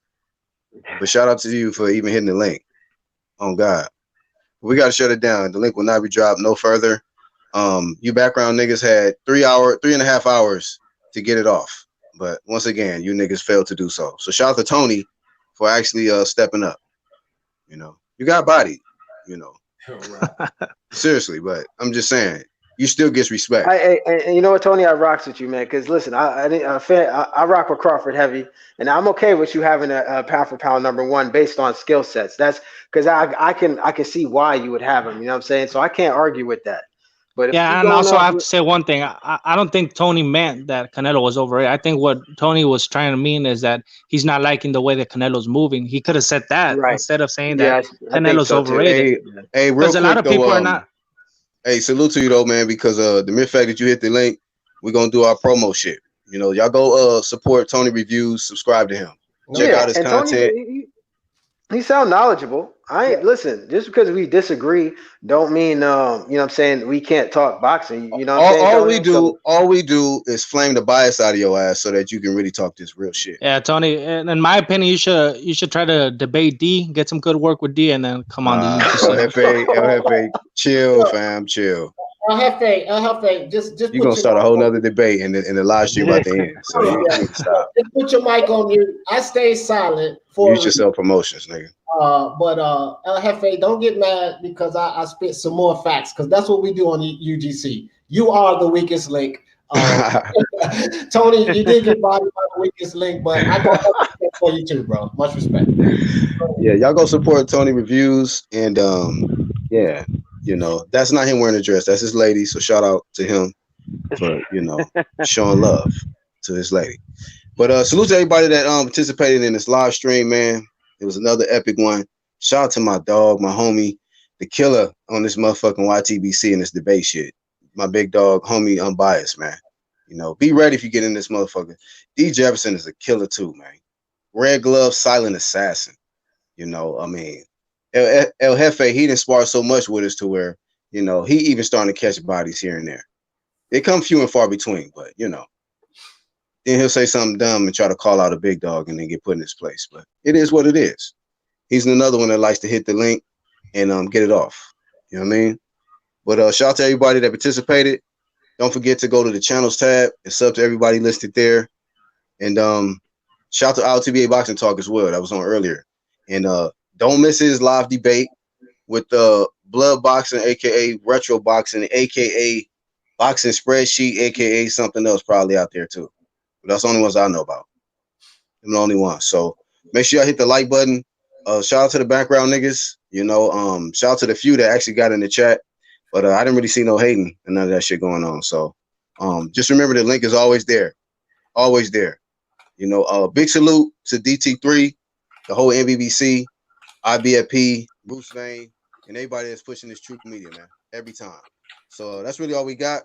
Catch you on the next one, man. Peace.